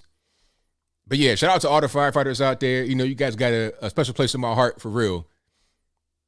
And the police and everybody else and military. But let's get to a few more. 860, you're on the line. Who am I speaking to? Okay, ABL, it's Sonia. How are you? I'm well. About yourself? All right. I called to talk about something totally different, but I think the caller before me was talking about medical exemptions. Okay. So while I still have it in my head, he should go to locals.com or Viva Barnes Law. They have something to do. They have a community in Locals. But Viva Fry, he's a litigator, and he always has this lawyer on every week. The guy's name is Robert Barnes. He has a full-blown exemption letter with all these details that you can use if you want to. And he also said that there's this misconception about the exemption having to do with you being a religious person. He said that you can be an atheist. It has nothing to do with that. It has to do with something going against your moral code or your, beliefs about what you want to put in your body, and that you have to have informed consent.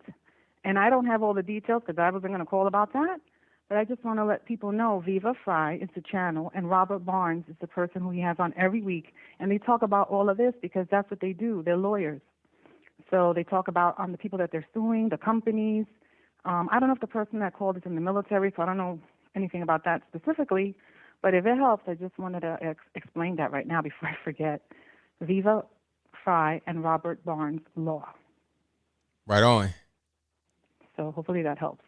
But other than that, I didn't know if I should break out the champagne because Rachel Levine became the first female something or other. Did you hear? Yeah, I think the first, I'm not sure. Are they calling her transgender, female? I don't know. But so Rachel Levine, a.k.a. Big Rick from back in the day, the football player, became a 4-star general today. 4-star general. Well, they phrased it as first female. So they didn't even put the trans thing at all.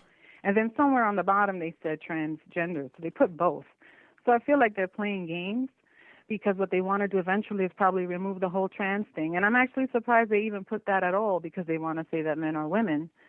But if she's the first female anything, then is Kamala Harris really the first female VP? Hey, I can't even really call it no more. I'm so confused with all of these pronouns and everything else. Yeah, and it's also apparently International Pronouns Day. Did you hear?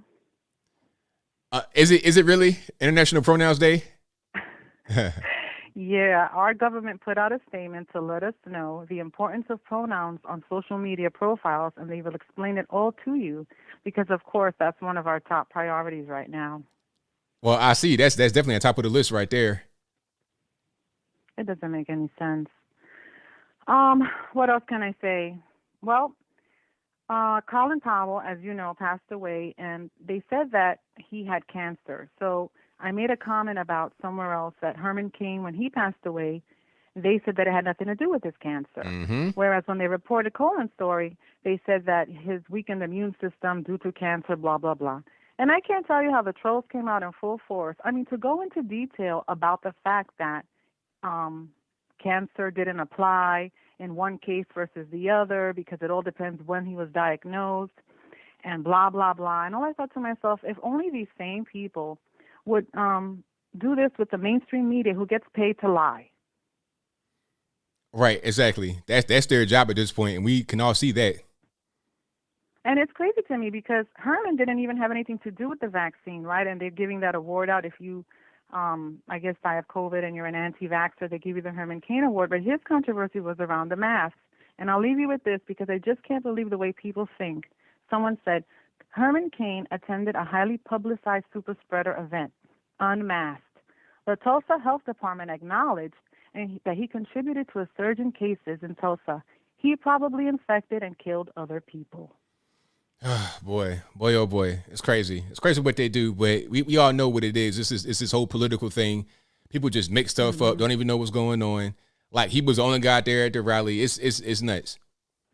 And one more thing, they're mixing they're going to mix up the boosters or any of the vaccines. I'm a little confused. It's just for the boosters. They're going to mix brands. Yeah, they're talking about. So if you had, like, let's say you had the Moderna first for the first couple shots, and you take a Pfizer booster, then it's just going to allow you to do it. And I don't think they know what the results of that are going to be. They're going to let us do the beta testing on that to see what happens. But only for the booster. Only for the booster, I suppose. You can't just get one Johnson & Johnson and then one Moderna for your first two. But once you get the third one, you can mix and match at that point. Great. And then you'll never be able to pinpoint which one was the one that didn't work or killed you. There you go. Oh, my Lord. Okay. Have a good night. Thanks for taking my call. All right. Bye. Thank you for the call. Appreciate it. Okay, bye. Yeah, exactly. You're not going to know. You're just going to be loaded up with all these stuff, and you're not going to know what's going on.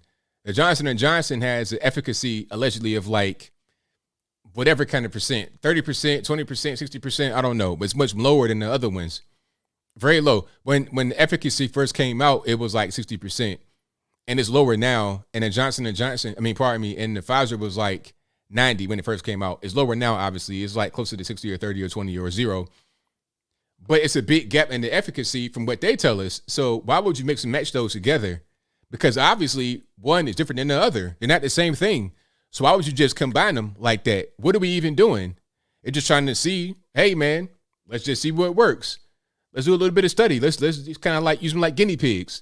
Oh, you had a Johnson & Johnson. Now you got the Moderna. How is that going to work for your combination? Oh, it caused you to have your arm fall off? Oh, cool. Whoops. Write my notes. Arm falls off. Johnson & Johnson Moderna combination. Put it in the book. Okay, let's issue a warning. Let's put a little black label on the thing. If you had Johnson & Johnson, don't take Moderna because we had 18 people's arm fall off in the test that we did when we put it out there to the public when we said we can just mix them like that. I mean, am I the only one that it can't just be us that sees that obvious thing right in front of our very faces? All right, let's get to some more. 254, you're online. Who am I speaking to? ABL, fresher than ginger ale. Yeah, all righty, man. What's going on? I don't got much to say, so I'll just end it right there. You have a good one, man. Love your channel. Thank you, man. Appreciate it. Bye. All right, let's get to some more. I got time for maybe one or two more. 952, you on the line. Who am I speaking to? Hey, ABL, it's Alex. I talked to you literally a couple of weeks ago about the vaccine mandate, and it was for me being in the military and how that's going to go. I'm going to give you an update. So the update is that they are now providing chaplains to write us letters, but the chaplains are there to decide how much our conviction is to actually get the vaccine or not, or to not get the COVID shot or whatever. So eventually, there is talks of, if they come out with that, new version of ivermectin or Pfizermectin or ivermectin 2.0, that we could take that as an alternative, but they're not sure if that's going to actually be passed or not before they do this whole processing thing. So, now, I got a question for you, though, because someone else just called in that's also in the military, and they said the same thing about the chaplain, and they were kind of like the gatekeepers to the whole situation. My question to you is it possible to go beyond the chaplain and go to just your local religious organization, your church or whatever, and have them write you a letter, or must it only be the chaplain that you go to? okay, so what it was is they were originally, so this whole system is all jacked up. They don't actually, the guidance that came out for it just came out for it like literally within the last week or two. And so it's all new territory. So like there's no actual what happened. So technically I went above and beyond, because I already went and got a letter from a religious leader. And what ended up happening was the letter I got plus discussion with the chaplain is more basically ammunition to say that I have super strong religious convictions and I believe in God's sovereignty over my body, and therefore I don't approve of anything being injected in my body that's going to alter God's sovereignty or override God's authority as a whole. So if they're not going to let me do something as like an alternative, like an oral medication that doesn't an oral medication that wouldn't contradict or conflict my religious views, I'm getting out. That's what I said. I said basically, like, if you're not going to let me not get vaxxed, not mess with my immune system, not mess with my DNA as a whole, or my, with your attempt at playing God, then I don't want to be in. I fully accept that. That's what basically they put for my paperwork. So you basically, your two options are you can have your chaplain write it, which gives you a little bit of ammunition, but if you have a chaplain plus like a religious leader, that gives you an ammunition on the fact that you're going to stand your ground, you're going to stick to your guns, you are not playing when it comes to your religious beliefs. Because that's what the chaplains were, is the gatekeepers to ensure that people are actually have religious conviction. That's what they're doing, if that makes sense. Makes perfect sense to me. Absolutely. So the good news is at least the chaplains that I was provided with actually were taking it seriously. And I mean, I'm not going to drop their names, but they honestly think this is complete garbage. And they think they were agreeing with me the entire time. And they just said that this sucks, that they're putting us in all this situation. And they think it's unfair and unjust, as most people do who have, any critical thinking skills. So absolutely. But other than that, I'll let you get to the next caller. I just figured I'd call and give you an update, and take care of yourself, sir. All right. Thank you for the call, man. Appreciate it. Yep. Bye. All right. Great call. Fantastic call. But that'll be a wrap for me, because I'm right at the end of my show. So thank y'all again for being here. I couldn't do it without y'all. I'll be back live again. What's the day? Wednesday. I'll be back live again probably tomorrow on Brandon Tatum's show. But if I'm not on his show tomorrow, I will be live on this channel on Saturday at 8 p.m. Eastern Standard Time. So I'll see y'all then. Thank you to all the mods that are keeping the chat in check, keeping them trolls in line. I appreciate y'all for doing what you do. And also, we got super chats on deck. I'm going to read those right quick, and then I wrap it on up, put the bow clean on top. Let's go back to where I was. Let me see. Hold hold on. Thank you to Amanda for the thinking emoji. I appreciate you for that. Thank you to Conservative Dragon 1776 for your donation. Thank you to Bob K. MIT who says, ABL, are you and Jericho Green going to do Brandon Tatum's book launch? If so, he would need to raise what he is charging for VIP. I think I'm going to go to that. You're hearing it here first exclusively. I think I will go to that. That's going to be at the end of November in Arizona. The details, go to Brandon Tatum's channel, his page for the details of it, but I think I'll be there. Yeah, that'll be fun. That'd be like a nice little meet and greet out there in Arizona. And I may do more of those, either with Tatum and everybody else or on my own. I'll do more of those for sure. So I think I will be out there. So y'all look forward to that. I'll let you know what I'm going to do specifically coming up here once I get everything squared away. So thank you. That's a good question. Thank you for that, Bob. Thank you to Declan Russell who says, keep up the hard work. Thank you.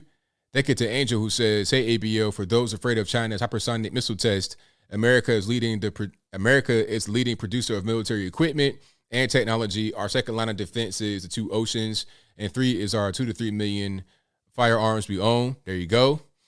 Thank you to the anti-view who says, woman, I can't say assaulted on a train. No one does anything but film. Does anyone realize it is because man was black, not because of their racism, but fear? Yeah, probably so. That situation was crazy. And that guy was an illegal alien. He shouldn't have been here, if I'm not mistaken. But I digress. Thank you to Angel who says, hey, ABL, did you hear New York City declared racism a public health crisis and is organizing the committee to combat it? It sounds like the thought police in the book 1984. Yeah, that's exactly what it is. Racism. I mean, there's bigger issues. I saw some junkies shooting drugs in New York City, not when I was there, just like on video recently. That's probably a bigger issue than so-called racism in New York. No, them drugs ain't racist, but I digress. Thank you to David who says Democrats and Major League Baseball, MLB, Major League Baseball are so fake. They pushed the Major League Baseball All-Star game out of Atlanta because of the voter registration laws, but the Braves are playing playoff games there. Exactly. So silly. Thank you to Zedder's King Sword who says, thanks, ABL, and good night, everybody. Thank you for being a member, 25 months. I appreciate you, man. But that will be a wrap for me.